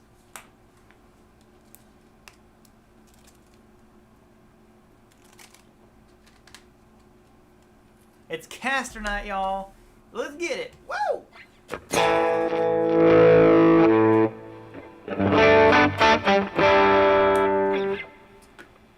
How's the intonation on? Dude, it's great. A lot of people question the intonation on on the barrel saddle stuff, but it's great. No issues at all. Sorry, hold on 1 second.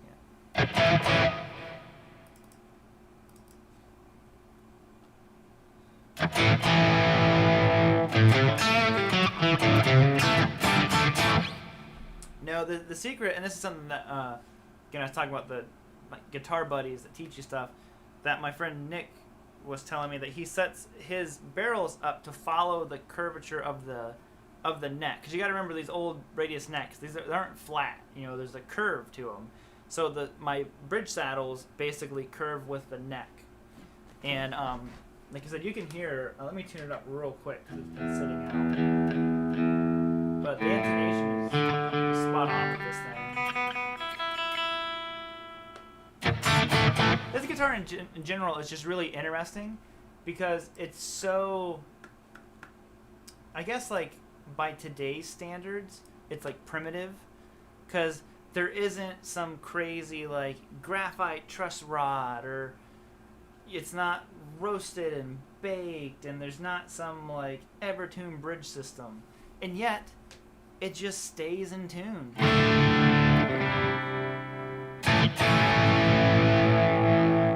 mean, it seems pretty intonated. Like I said, it's gonna go a little bit out of tune and stuff. It's been sitting out, but once you get it in tune and kind of like warmed up, it doesn't budge.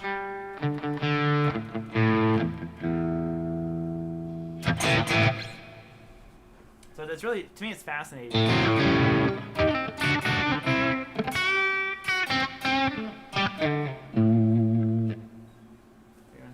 Yeah, for real, crazy fret radius. E. Bathurst? I hope I said that right. Is it? I'm a lefty custom Esquire guy from last week. Oh, nice. Now I want a Nitro Relic Fiesta Red Strat parts caster instead of the Esquire. I just need the Strat neck pickup for the versatility of the guitar. Yeah, if you need one guitar to cover the most ground, an Esquire is not the best for that. The Esquire is for someone who really wants that Esquire sound and is like content with that guitar being like mostly for that. Now I'm not saying that's the only thing this guitar can do, but one thing you might want to consider, and I'm thinking about getting one of these for the other Esquire, is Seymour Duncan just came out with a pickup. It's a signature Brad Paisley called the Secret Agent, and it's a pickup that is literally designed for Esquires, and it goes underneath your pick guard because it's routed for a neck pickup already, but it actually goes underneath your pick guard. You can't even see it. And check out that video if you haven't seen it, man, and tell me that neck pickup doesn't sound. I mean, obviously it's Brad Paisley playing it, but it sounds good. I think I'm gonna get one to try and put it in the other Esquire.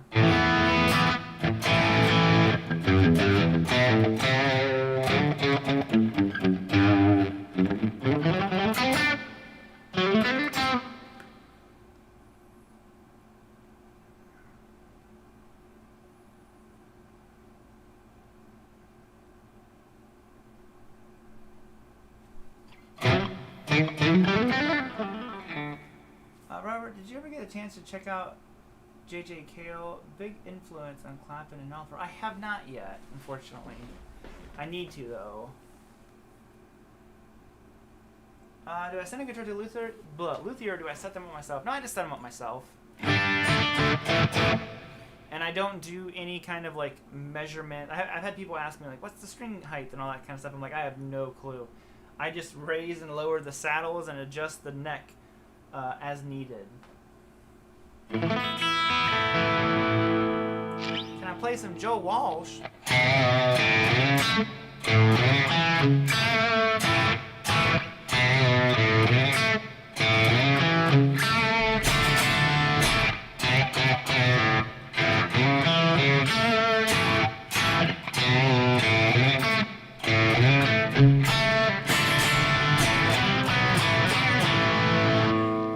There you go. There's some Joe Walsh for you.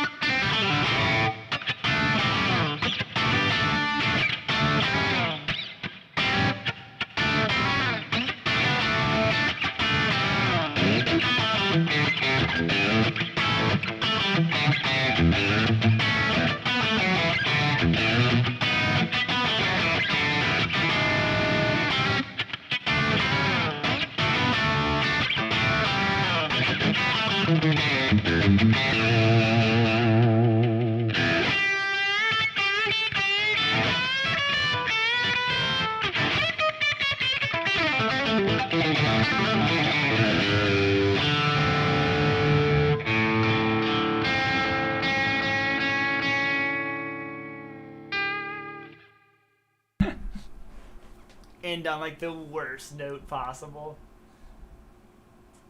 I don't even remember what made me want to. Did someone ask for Joe Walsh? I don't remember like where that all came from. Eagles.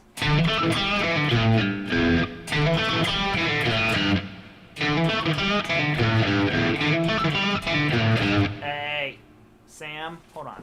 What's the battery looking like? I got plenty of battery life left. No purple stream yet. Big Red. What are you guys doing?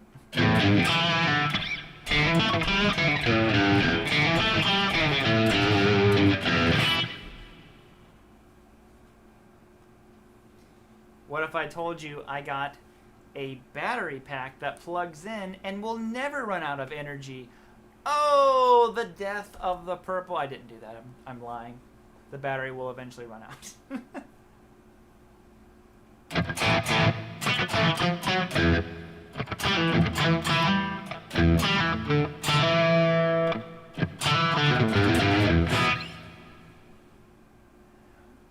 Kenneth! Hey!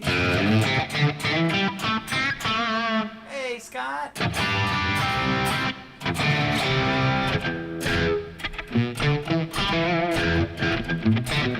Thank you, man. Nah, I was picking and grinning.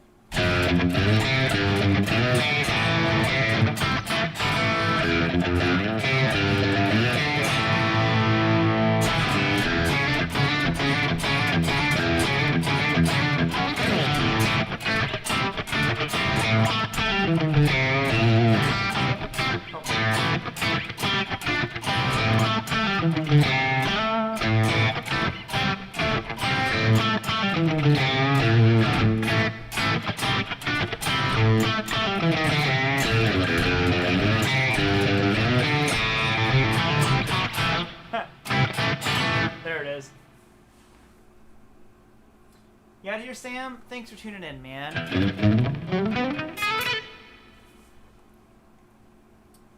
Good night, Sam number 2, Sam number 1, and Sam number 2.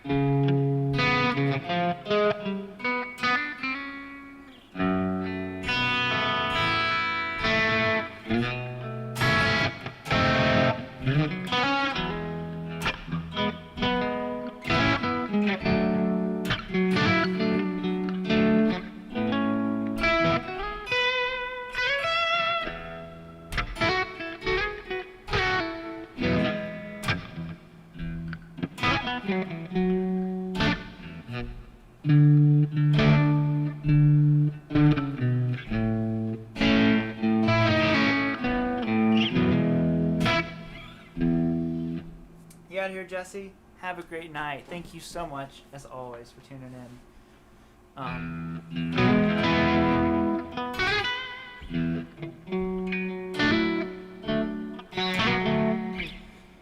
Can a Telly do everything a Strat can? No, I feel like, you know, both the Strat and a Telly have their own little niche. They do similar things to each other, but they have their own little spot where it's like, okay, Telly can't do that, Strat can't do that. So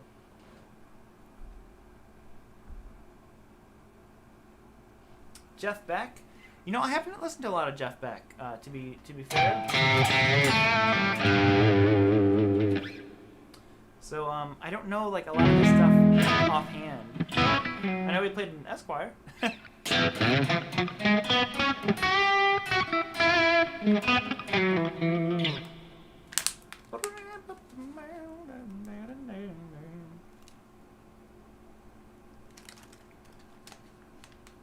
Digging this? Awesome.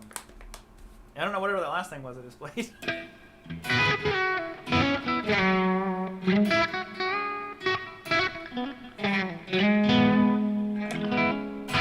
a Telly do everything a Les Paul can? It can't. And a Les Paul can't do everything that a Telly can.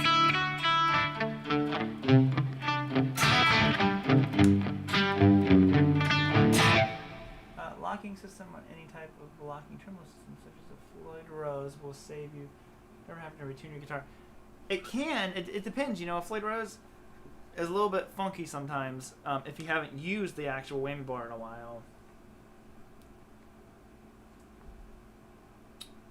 Robert, of the two vintage Fenders, which one is better? Which do you prefer to play, the Strat or the Esquire? Sorry, not the Esquire. The Strat wins for sure. Yep, Strat wins for sure. The Esquire has its own special thing, but the Esquire is more pinpointed in what it does. Now, obviously, if it had some kind of a neck pickup, well, then it's a tele, but that would change the scope of what it's capable of exponentially, you know, where a Strat has just kind of like boundless, what's the word I want?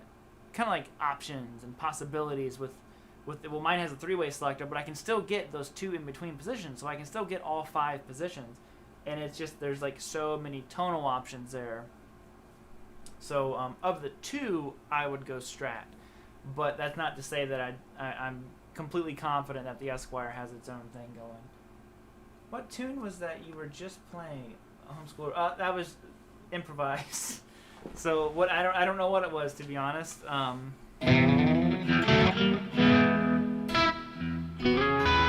don't remember what I played.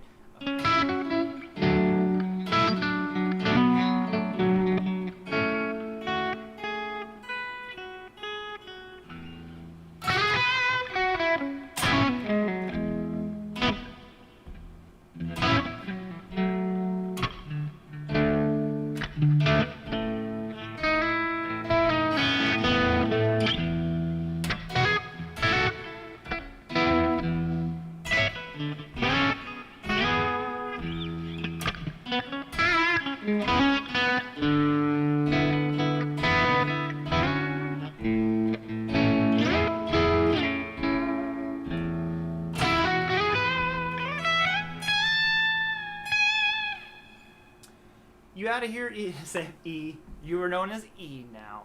Have a good night, man. Thank you for tuning in.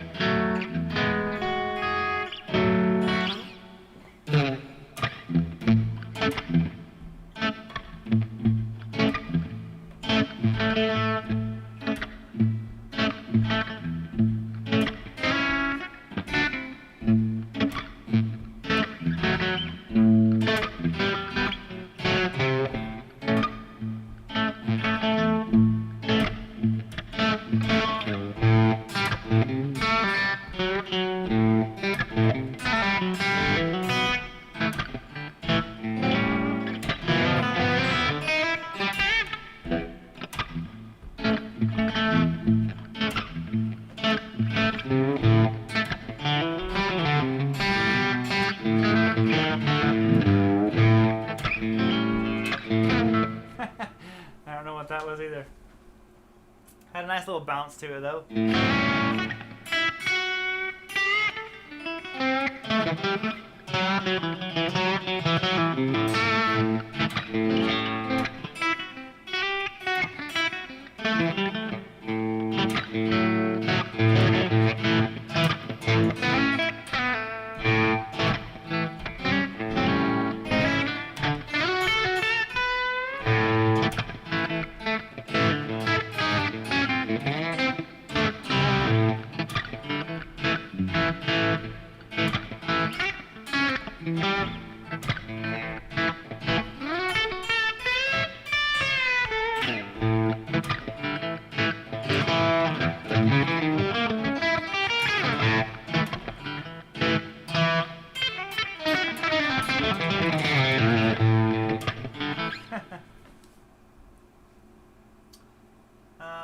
Great stream. I'm out. Have a great night. Later, Alexander. Thank you so much for tuning in. I can't believe there's 570 people here.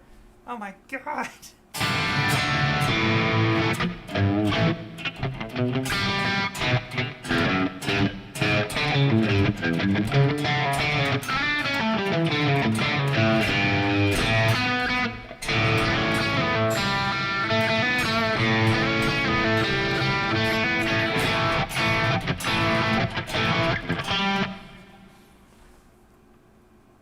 Oh, Kathy, again, thank you so much. That's crazy.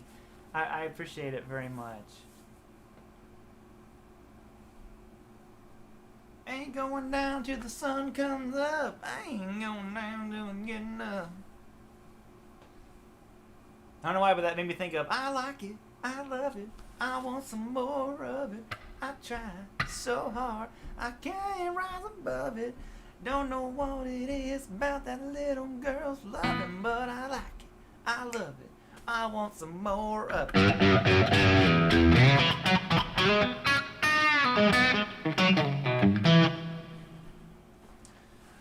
You know what's funny? The riff that I didn't see anybody comment on from the Esquire video was the little country riff that I played there. Country strong, country living. It went like this.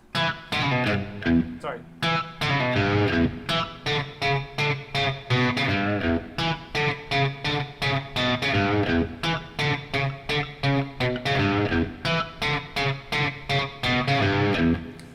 See if anybody knows who. That's a country riff, 90s country, very, very famous artist.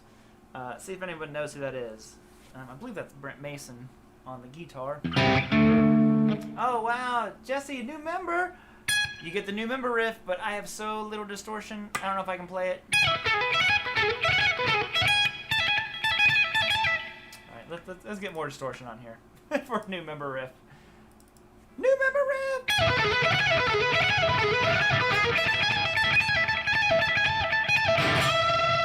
Welcome, welcome, welcome, Jesse. Howdy, howdy, howdy.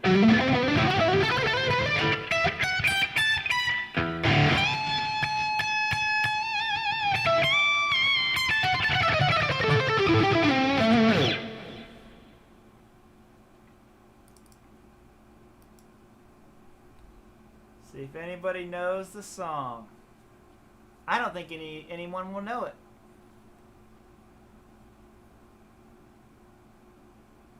I don't think anyone will know that song. So far, no one knows it. Oh, Krager, thank you. Awesome live stream, Robert. How is the H9 Max worth it for only one effect time? I like it all depends. So I think it is worth it if you only want modulation. Like I said, I think that it can only have one effect on at a time. That is definitely a little bit of a drawback. But if you are more of an at-home player or like a recording person like that, then you're good to go. You're fine. Live, I can see why guys like Pete Thorne and all these guys, they have like 2 or 3 H9s. So the quality of the effects, second to none. But if you need to have more than one at a time, a little bit of a drawback. But for me, I don't need that, so it's totally worth it to have, like, cause to me, Eventide stuff is top. But yeah, it's gonna be like a personal thing for sure. But as far as, like I said, the tones, sounds, it's so hard. And I actually really like, you have to use the app to dial the stuff in. And personally, I really like that. I know some guys don't, because sometimes you just want to turn knobs and dial stuff in. I totally get that. But I like having all the parameters and different things on there that this has.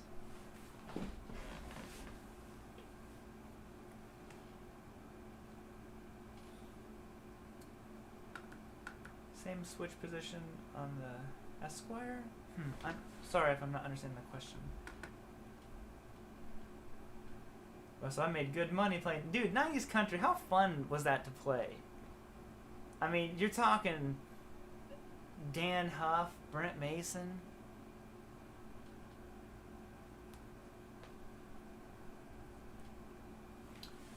Corey Davison. Thank you, man. Is Jimmy Page playing a different chord for the 7th chord before the chorus? Corey, can you let me know? Leave a comment. Thank you for the super chat, by the way. Leave a comment and let me know exactly what song you're talking about.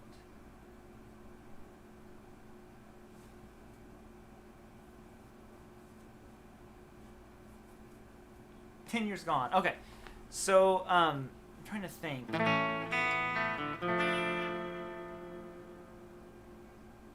Yeah, so if you're talking about the little, I'm not sure exactly. I'm trying to think what the chorus sounds like. It's such a weird song because it's like there almost is like no chorus, and yet there is. Let's see. You have that, and then he does a diminished chord.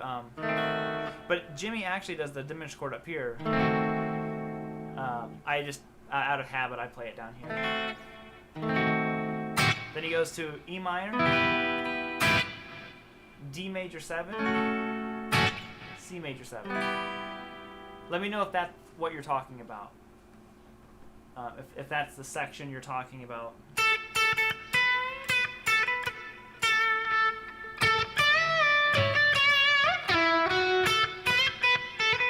That's it? Okay, yeah. So basically he goes A sus 2, and then I'm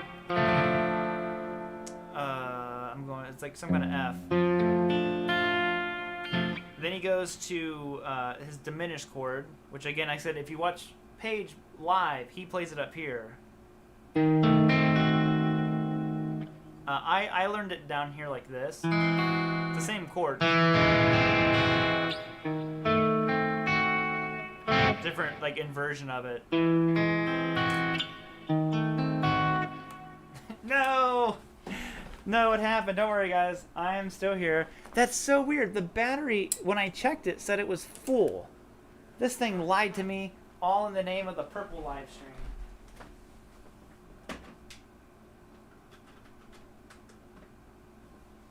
It betrayed me.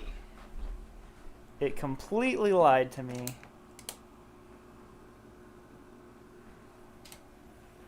Let's see. Oh! In your face, salmon, big red tower, no purple stream tonight. There we go. But yeah, anyways. Yeah, that's it. He goes minor, major 7, major 7. Turn to D.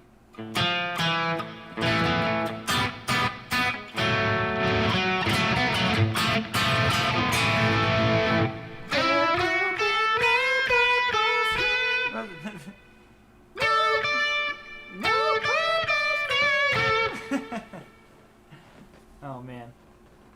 Jake, where am I from? I am from originally, I want to refund.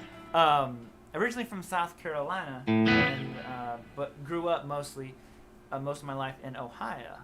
So I got a little bit of the southern twang at times from my dad, who grew up in South Carolina. So I grew up around someone with a southern accent, which is why I say some stuff sometimes with a bit of a twang on them. But then obviously grew up Midwest life. Play Stairway.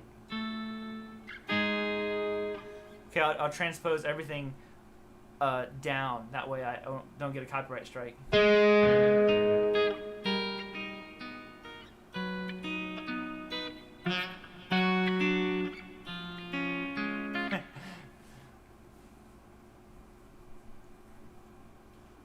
Does Ohio exist? Everything is Ohio. It always has been.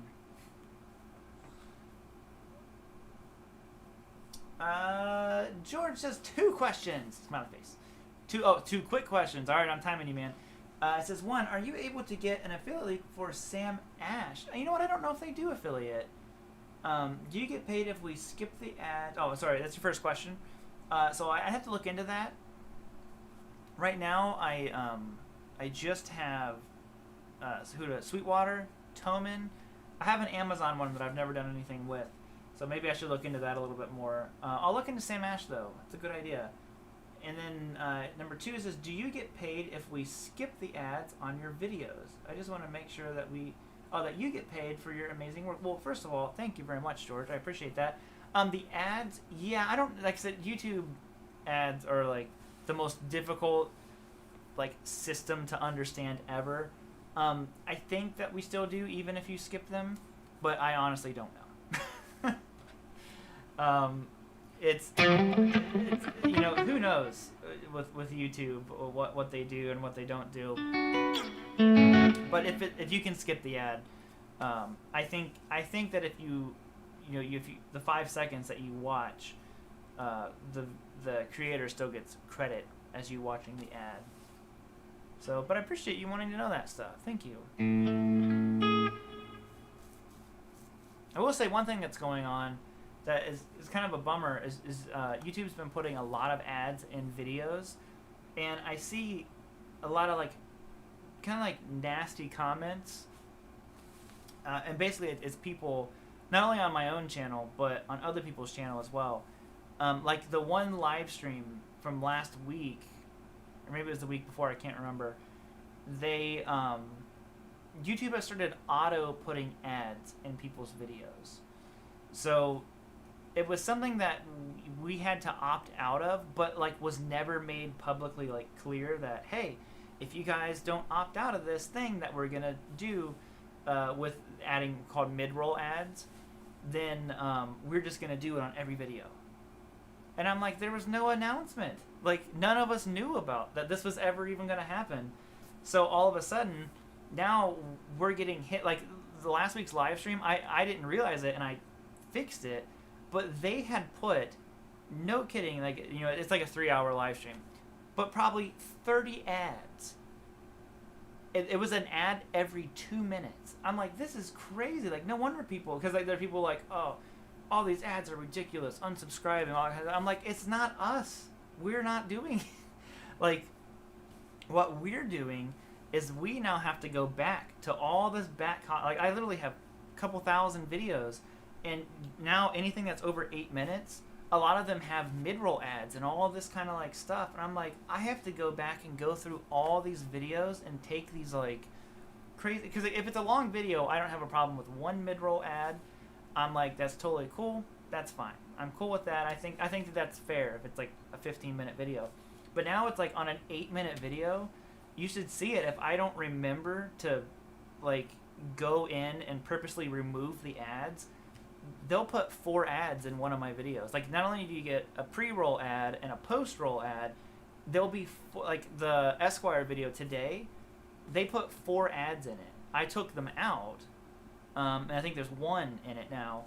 But it's like, I'm like, man, this has made so much extra work for the creators, just because then it's like, you know, if we don't remember, like, oh yeah, shoot, I gotta make sure that they haven't put like 50 ads in my video, then a lot of people are getting upset that we're just money hungry. I'm like, it's not even us. We're not even doing it.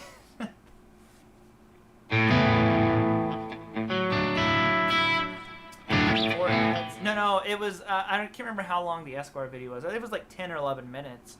But yeah, 4 ads in it. I'm like, that's crazy. And had I not remembered to check the mid-roll button there's like a mid-roll option, so where you can place the ads yourself or take out the ads that are auto-generated in there. I happened to remember to do that before it went live, and I took them out. But man, it's not good. I'm hoping that there's enough complaints to YouTube that they kind of like scale it back, or you know, whatever's going on. It's just not working.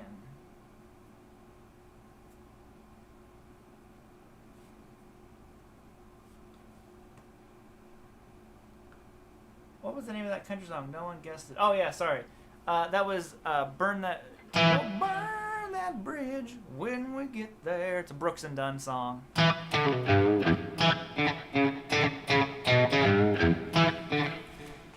Get your Brent Mason on. Yeah, Burn That Bridge. Trying to remember how Little Miss Honky Tonk goes. I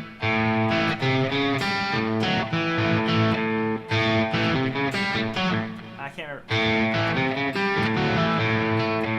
It's a hard rhythm to play, man. I don't have that country swing in my plan.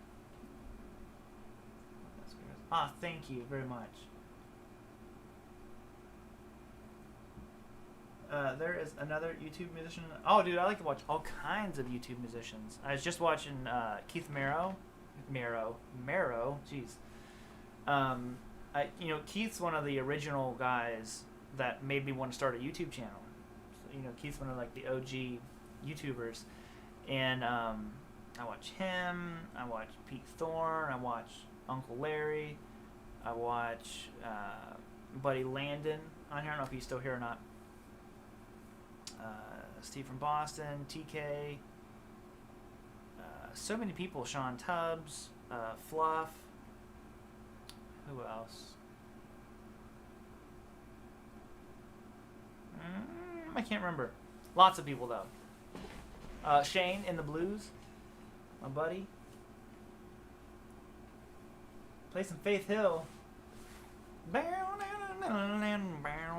There is some cool stuff in Faith Hill and Shania Twain and all that.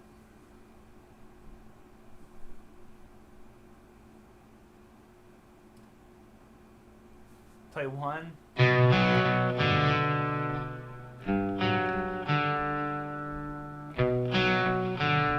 Yeah, you know what's funny? You said Brent Mason, another Ohio boy. I did not know that Brent was from Ohio until maybe a month ago. Never knew it. I was like, hey, he's from Ohio. Because Ohio just breeds guitar players, right? You got old Book, Cleveland guy. I'm not sure what town Brent is from, but an Ohio guy.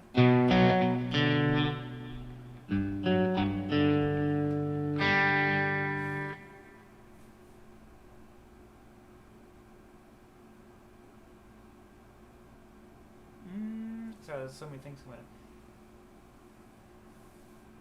What's with Kirk and his wah pedal? I don't know. O-H-I-O!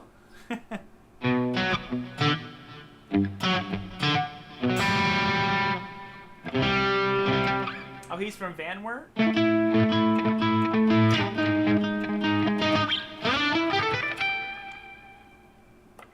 did not know that.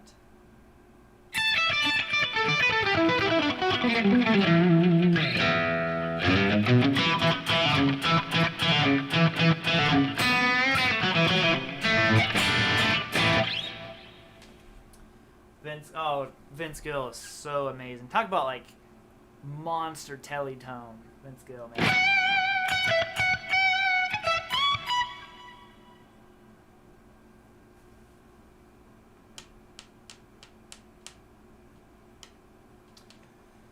Oh, just ordered a Friedman BE100 Deluxe. It is back ordered. Hey, did you use the affiliate? I'm joking. No, the amp strengths. I'll tell you what.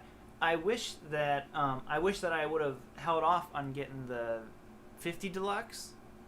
When I got it, I didn't know there was going to be a 100 Deluxe. But the 100 Deluxe is incredible. The plexi channel that's on there, so like instead of a dedicated clean channel, so like the difference between yours and mine is that mine has the clean channel from the Buxom Betty, which is a completely dedicated clean channel. There's no gain to it. Very Fendery. And then of course the BE side of it. Now what yours has, other than just 50 more watts and a lot more headroom, is it has I think it's basically the plexi channel from the small box. And it sounds so good. Man, did that channel alone made me want that amp.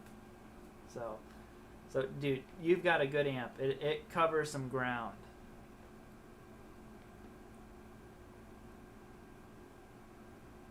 And we're back. I think we're still here, right? Yeah, we're good. Okay.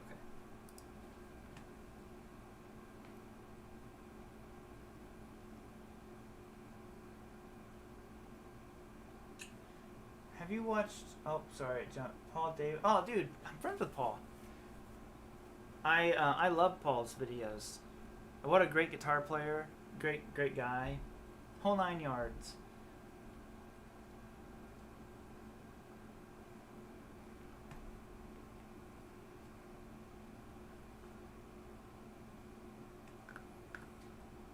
The Pretenders are from Ohio. That's right, the Pretenders. How's it go?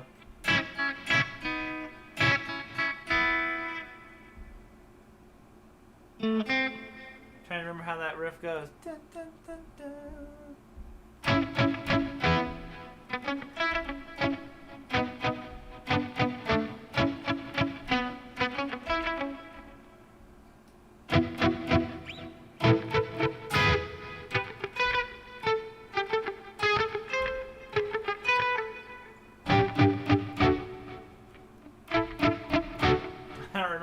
anymore. I used to know how to play Brass and Pocket.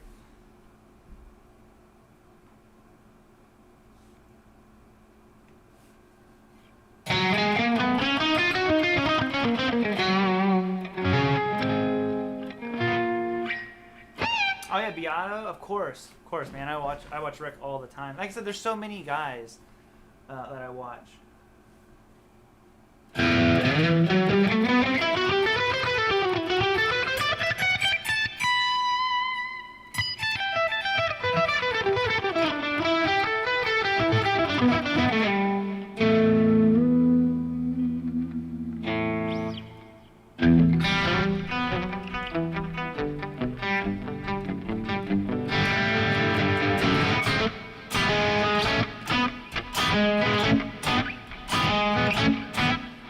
Get tired of that riff. Such a good riff. I could play it forever and I would never get tired of it.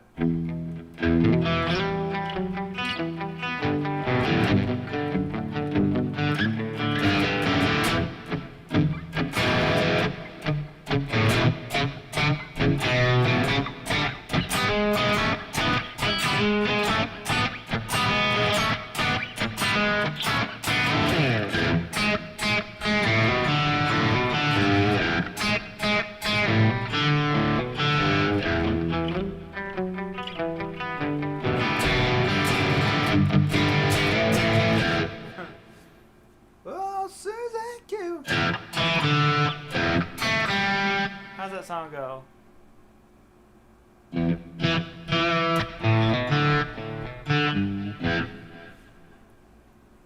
It was a long, cool woman in a black dress, just a 5'9" beautiful tall. Just that one that was a man best, 'cause that long, cool woman had it all. Hollies, yep. Let's see. Saturday night, I'm trying to remember the lyrics. Saturday night I went downtown, working for you. You know what's funny that I realized the other day with that song?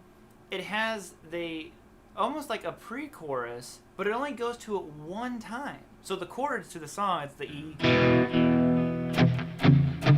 that shuffle, and then it goes to the G to the A, and then it only does it one time. It goes, my temperature started to rise. They do that one time. That's it. They only go to the 4 chord one time. And then he goes back to, what was a long cool woman? Was it? What was a long cool woman in a red dress? There's a 5'9" beautiful tall. Then the next time around, they don't go to the 4 chord. They just go back to the 1. So I never realized it until I was like listening to it. I was like, you know what? They only hit the 4 chord once in the whole song, and they never go back to it. So I don't know any Bee Gees.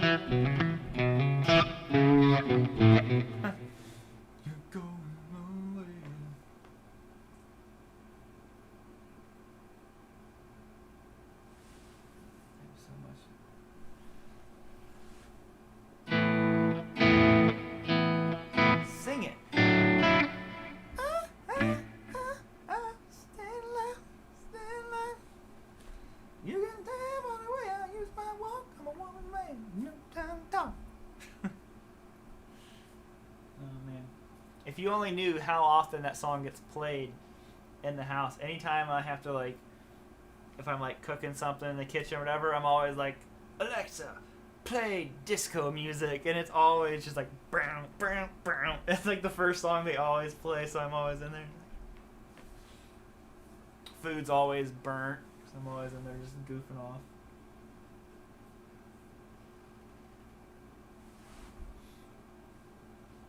Let's talk Jimmy Page. Jimbo Bodine Page was born in 1965. No, he's probably born in the... How old is Page now? Probably born in the 50s. When's the next live? I do them pretty much every Saturday. So next Saturday, well, I guess now it's technically Sunday, but next Saturday will be the next one.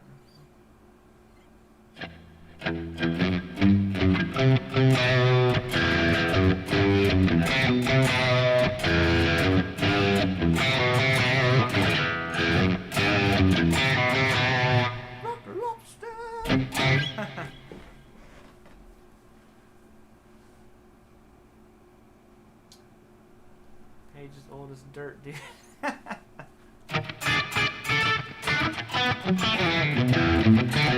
46. I figured it would be like late 40s, early 50s.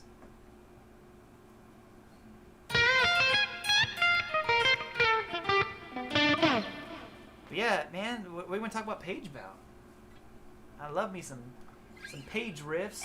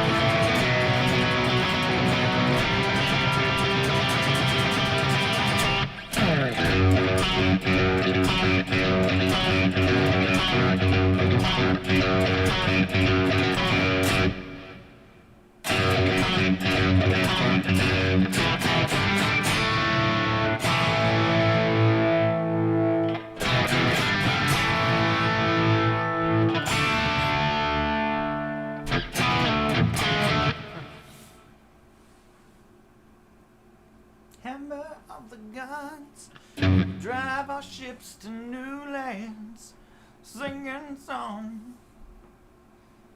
Do you do this every Saturday night? If so, I'm in. Yo, every Saturday night, we getting it on. Let's get it on. But yeah, pretty much every Saturday. There's one Saturday a month that there's always a UFC fight on, and those I try to have it earlier on in the day, and that's not so late. But pretty much every Saturday, we're rocking and rolling. You rock and you roll with so much soul. What is that song? Bang bang, boogie to the boogie, the up jump a boogie. What is that? What's the song I'm thinking of? Don't stop, rhythm that'll make your body rock. Well, so far you've heard my name, but I brought two friends along. Next on the mic is my man Hanky. Come on, Hanky, sing that song. What's that song? Rapper's Delight. Oh man. Scooby-Doo-Bop-Doo-Bop, Scooby-Doo. Well, guess what? America, we love you. What you rock and you roll with you so much soul, and you something to you 101 years old.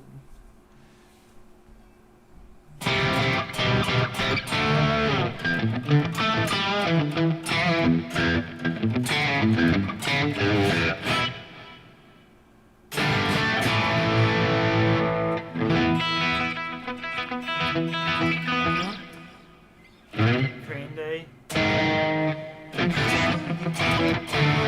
don't know how to play that one. Do you have the time to listen to me one?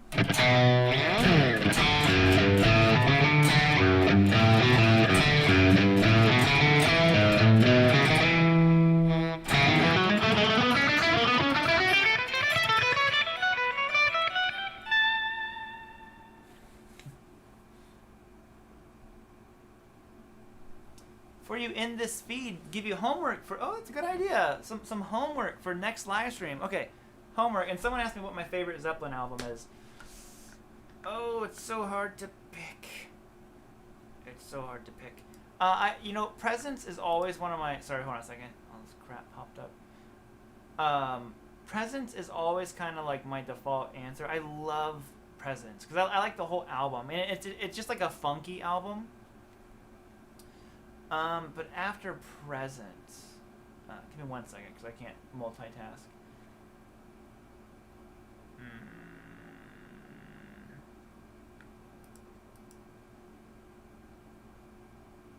No, why is this popping up? Yeah, anyways, yeah, so like I said, Presents is like, Presents probably my favorite, but,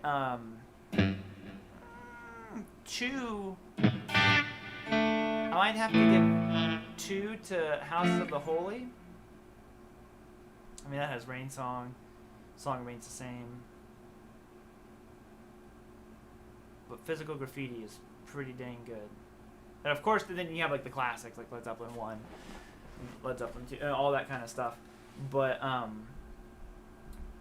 yeah, probably Presents. I've learned a lot of Presents, and then a lot off of Houses of the Holy. And like I said, Physical Graffiti, I mean, it's my favorite Led Zeppelin song ever on it. It's hard. All of them. I want all of them. I don't want to miss any Led Zeppelin album. They're all my favorite.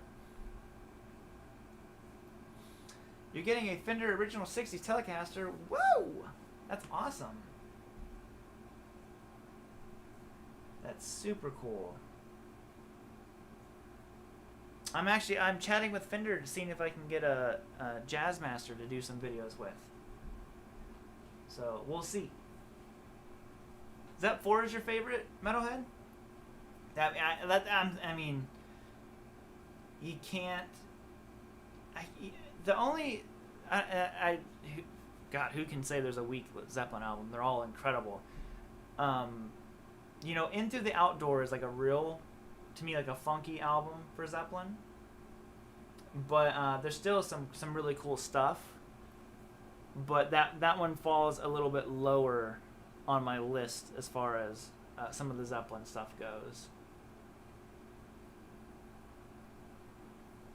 Oh, you liked Coda? That's cool. Achilles' Last Stand. What a track.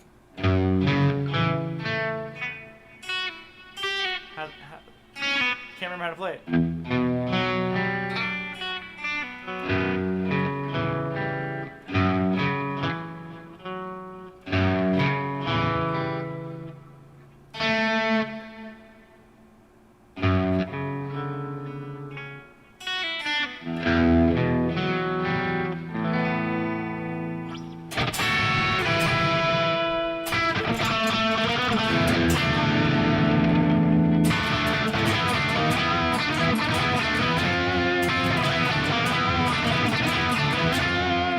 I forget what video was it.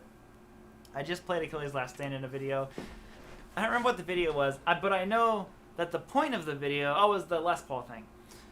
The point of the video was not the riffs I'm playing, and I'm like purposely like trying to play the riffs, you know, a little bit harder to knock the guitar to tune. And of course, like there's one comment, "You're not playing Achilles' Last Stand right."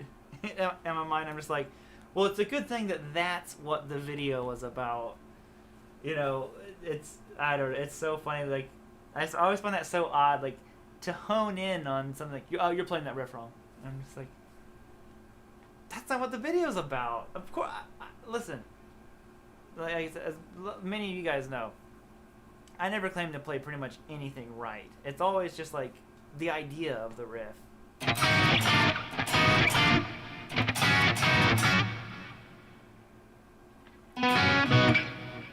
Oh, Sam, thank you, dude. Are you really getting a Jazzmaster for vids?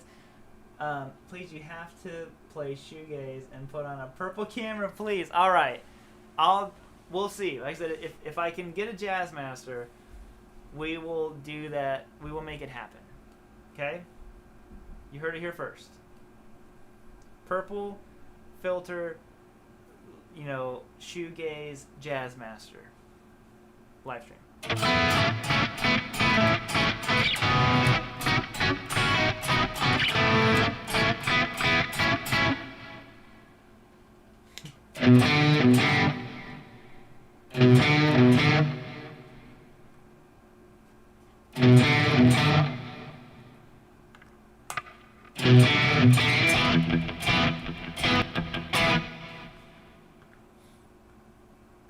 So anyways, here's Wonderwall. delay is messing with me. Hold on.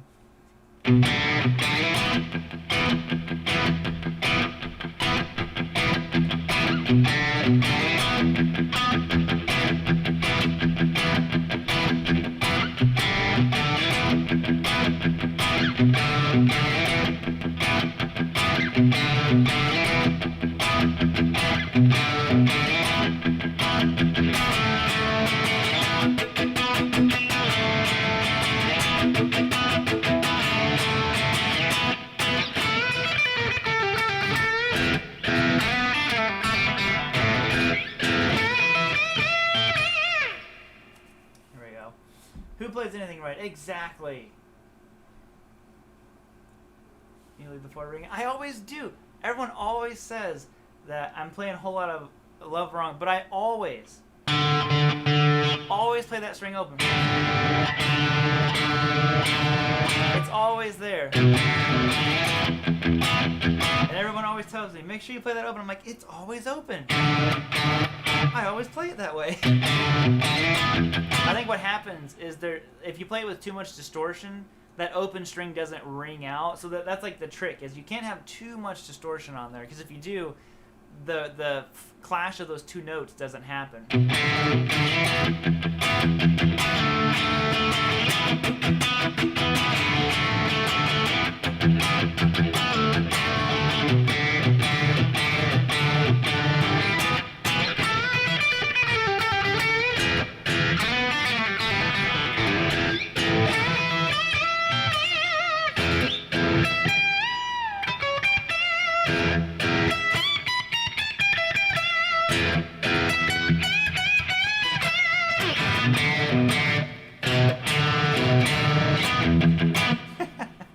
I'll just do it like that from now on. That's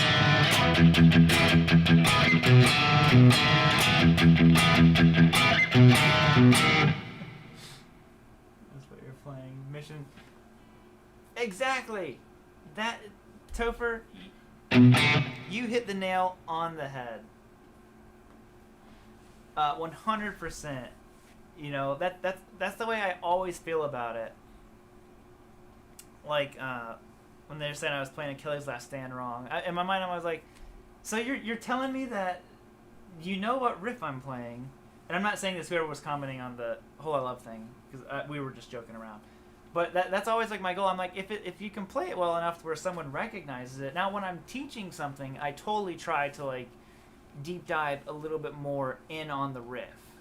You know, like then it's like, okay, I should try to get it as close as possible. Like I said, you know, getting something perfect, that's really tough. Ben Eller does an amazing job of doing that kind of stuff.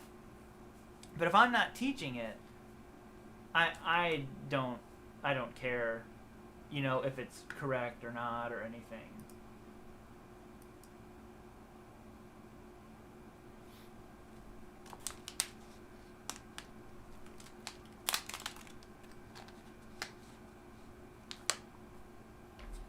Wayne solo. Who would have thought that he would play that solo and become just an iconic guitar player from it?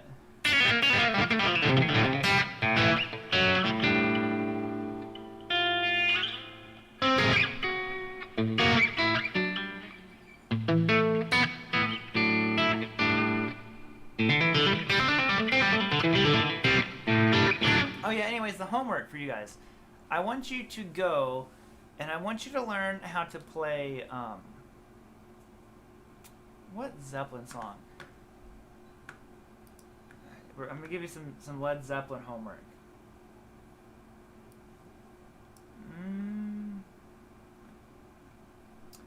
Go learn No Quarter.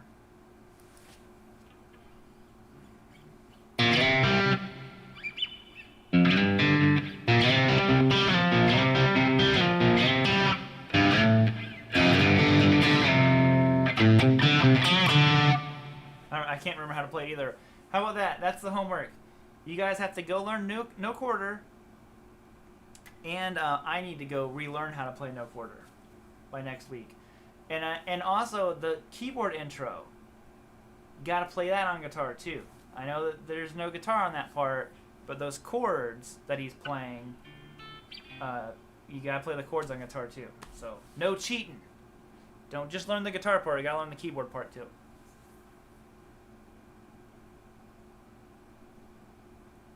Yeah, No Quarter's such a killer song. Cannon Rock. I don't know how to play that. Homework is for nerds. Oh yeah, Green River. Oh.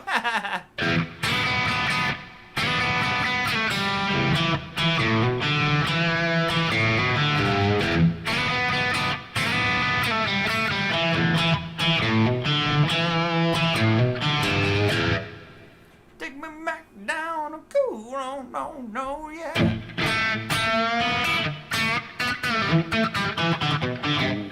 Yeah, okay, how about that?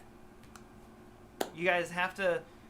Okay, I'm gonna double down on the homework assignment. You have to learn No Quarter. If you have Instagram, if you're an Instagram kind of person, post a video of you playing at least the main riff, the. I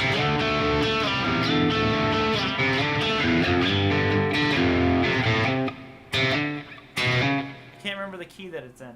But anyways, post a video of yourself playing it. Tag me in it on Instagram. And I'll share a bunch of them on my stories on one of the days. So, you guys, that's your challenge. Learn that No Quarter, at least the main riff. Post a video on Instagram. Tag me in it, and I'll share them on the Instagram stories. I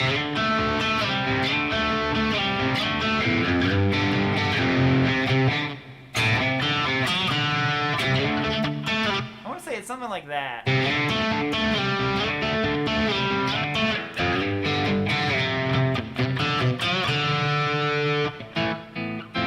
No, IG or Facebook. No worries. Like I said, that's not a crucial component. It's just something that popped in my head just now.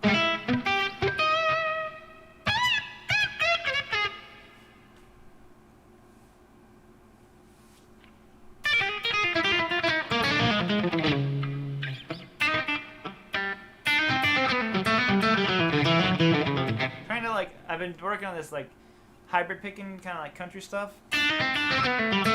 But it's tricky because it requires a double pick out of my right hand. So I'm trying to get better at that.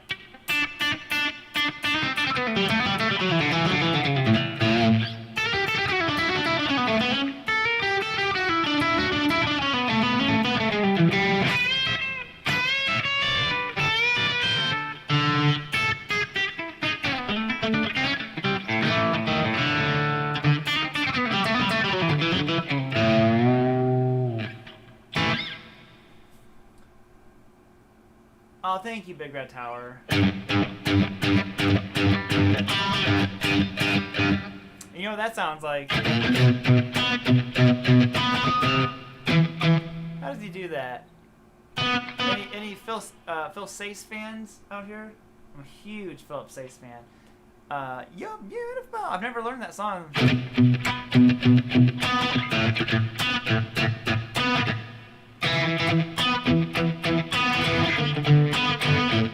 That's so close. That was a total accident.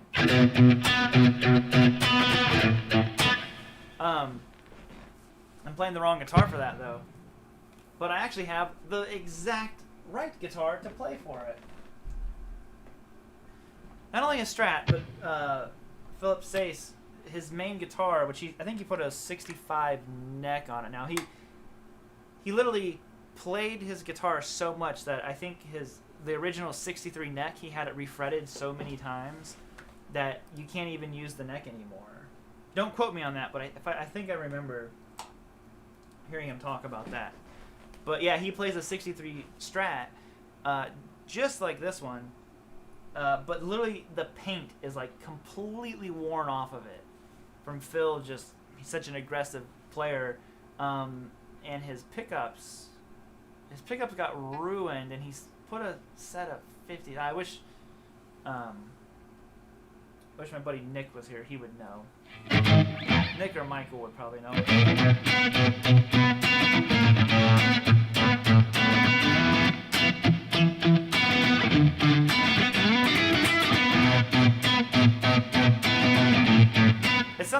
lines. If you haven't checked out Philip Sace, there can be some extra homework for you. Go listen to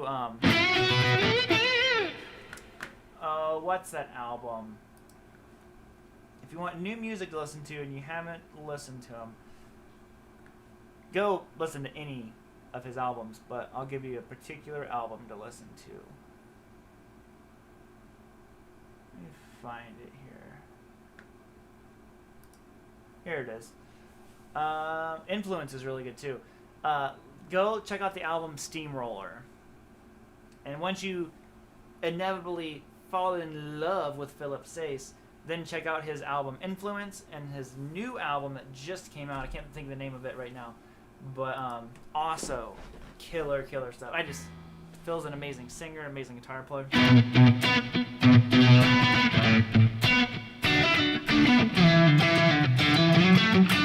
And even though I don't know Sace personally, he's really good friends with two of my friends, and they just say like what a great, nice person he is. So.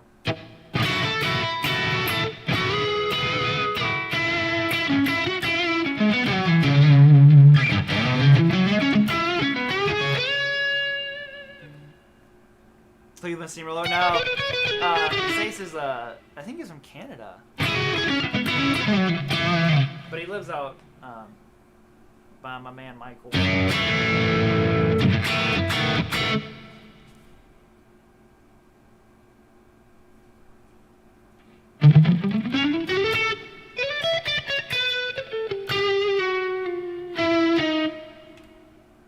Yeah. Oh look. Okay, Robert. Really liked the homework. Can we have a show and tell? Actually, you know what, Daniel? So like I said, to everyone, and unfortunately if you don't have Instagram, then you won't be able to participate in it. But to anyone who learns no quarter, uploads it to Instagram, tags me in it, okay? Like I said, I'll share it on my stories, and then maybe what we can do is next week during the live show, I can just I'll hold my phone up, and we can like check out a few of them.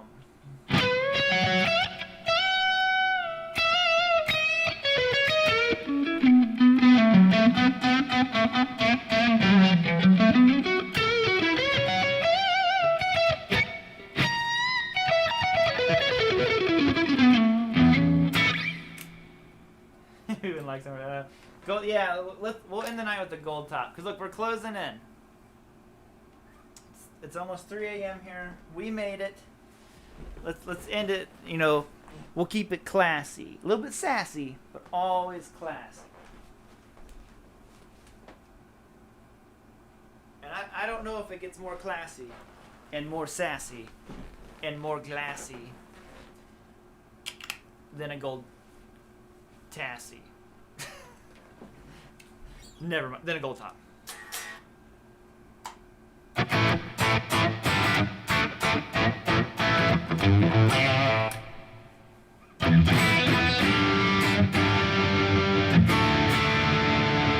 Nice and out of tune. I haven't played it since the last fall video I did, which is last week.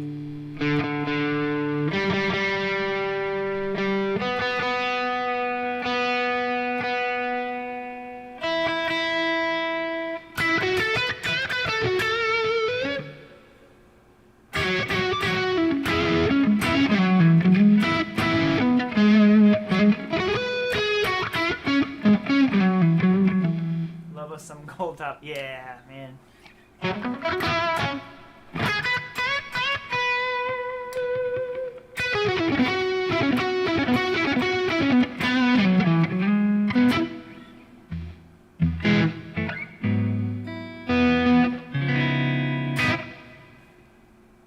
Telly. Just got done playing the telly, and dude gets Big Daddy out.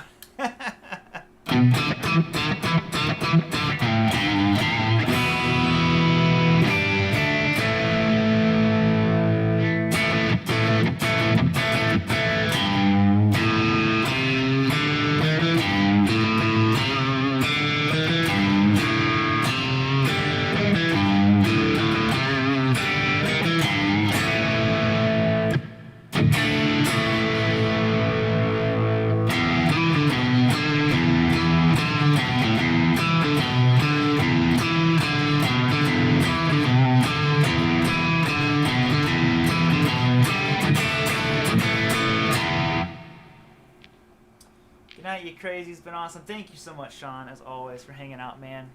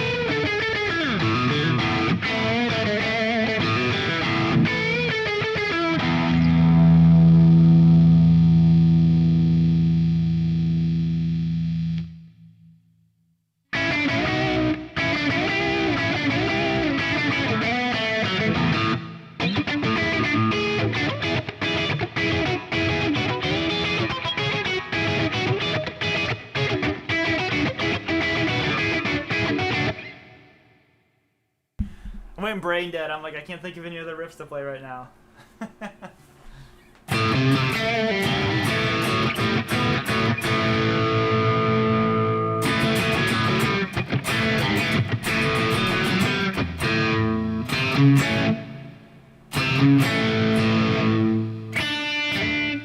Oh, what is the riff I'm thinking of? There's one I'm thinking of. I can't.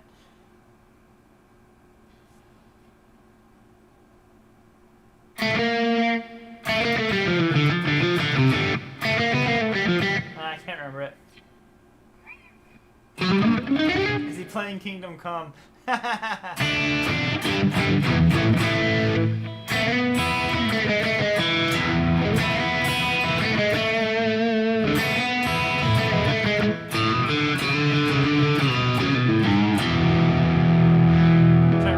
Goes.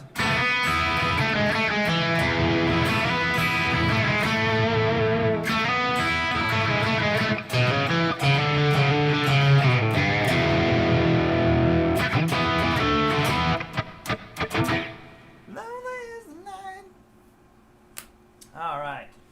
Living, loving maid. All right. Hold on.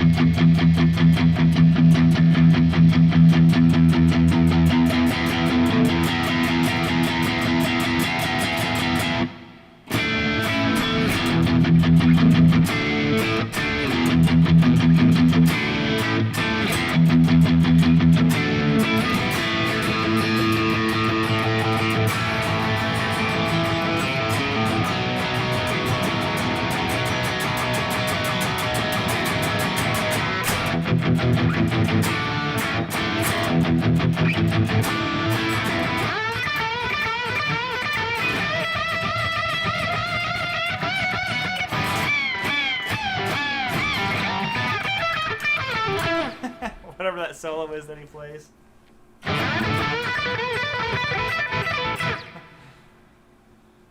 Oh man.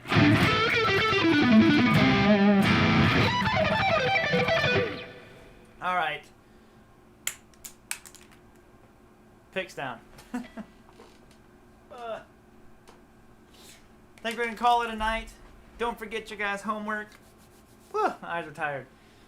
Learn how to play No Quarter. If you have Instagram, post a video, tag me in it. I'll share it on there. And next week, if you get people who've tagged me in it, don't tag me in your stories. Upload it to your actual profile. I will play some of those video clips if we get any. I mean, I don't anticipate to get any clips. I don't know how many people still have Instagram and all that kind of stuff, but other than that, homies, we're gonna bounce on out of here. Hey, thank you all so much for tuning in. Like I said at the very beginning of the stream, I look forward to doing these every single week. So I've already forgotten the homework. Dang it, Sam. Yes, thank you guys all so much. Everyone who is super chatting, all the new members, all of you guys just for hanging out with me. I really do appreciate it. Sorry, I'm looking over there. I should be looking at the camera. I was seeing the chat. Squirrel. But no, thank you guys all so much. I really do appreciate it. And I just hope you have a great rest of your Sunday. You know, I'm gonna go crash and I'll TikTok it to you. I have zero clue how to TikTok or Snapchat, and what's the other one? Twitter. I don't know how to do any of that stuff. Hey, thank you guys all very much. Much appreciated. Good stream. Oh yeah, always great hang, guys. Thank you. I'm not even sure how many people there were at one point. Does it tell me here? Doesn't tell me until after I end the stream. But other than that, have a great night, guys. I will see you all on the flippity flop later. And new video on Tuesday. Oh yeah, not only a new video, the new pedal. And I'm going to kind of break down how I have stuff set up here. Some people were asking about that. And I was like, well, the pedal is directly linked to doing that stuff. And it's not a sponsored video or anything like that. It's actually the opposite of a sponsored video, because a friend of mine talked me into this pedal like a jerk. So I'll see you guys. Whoop! Bye, homies.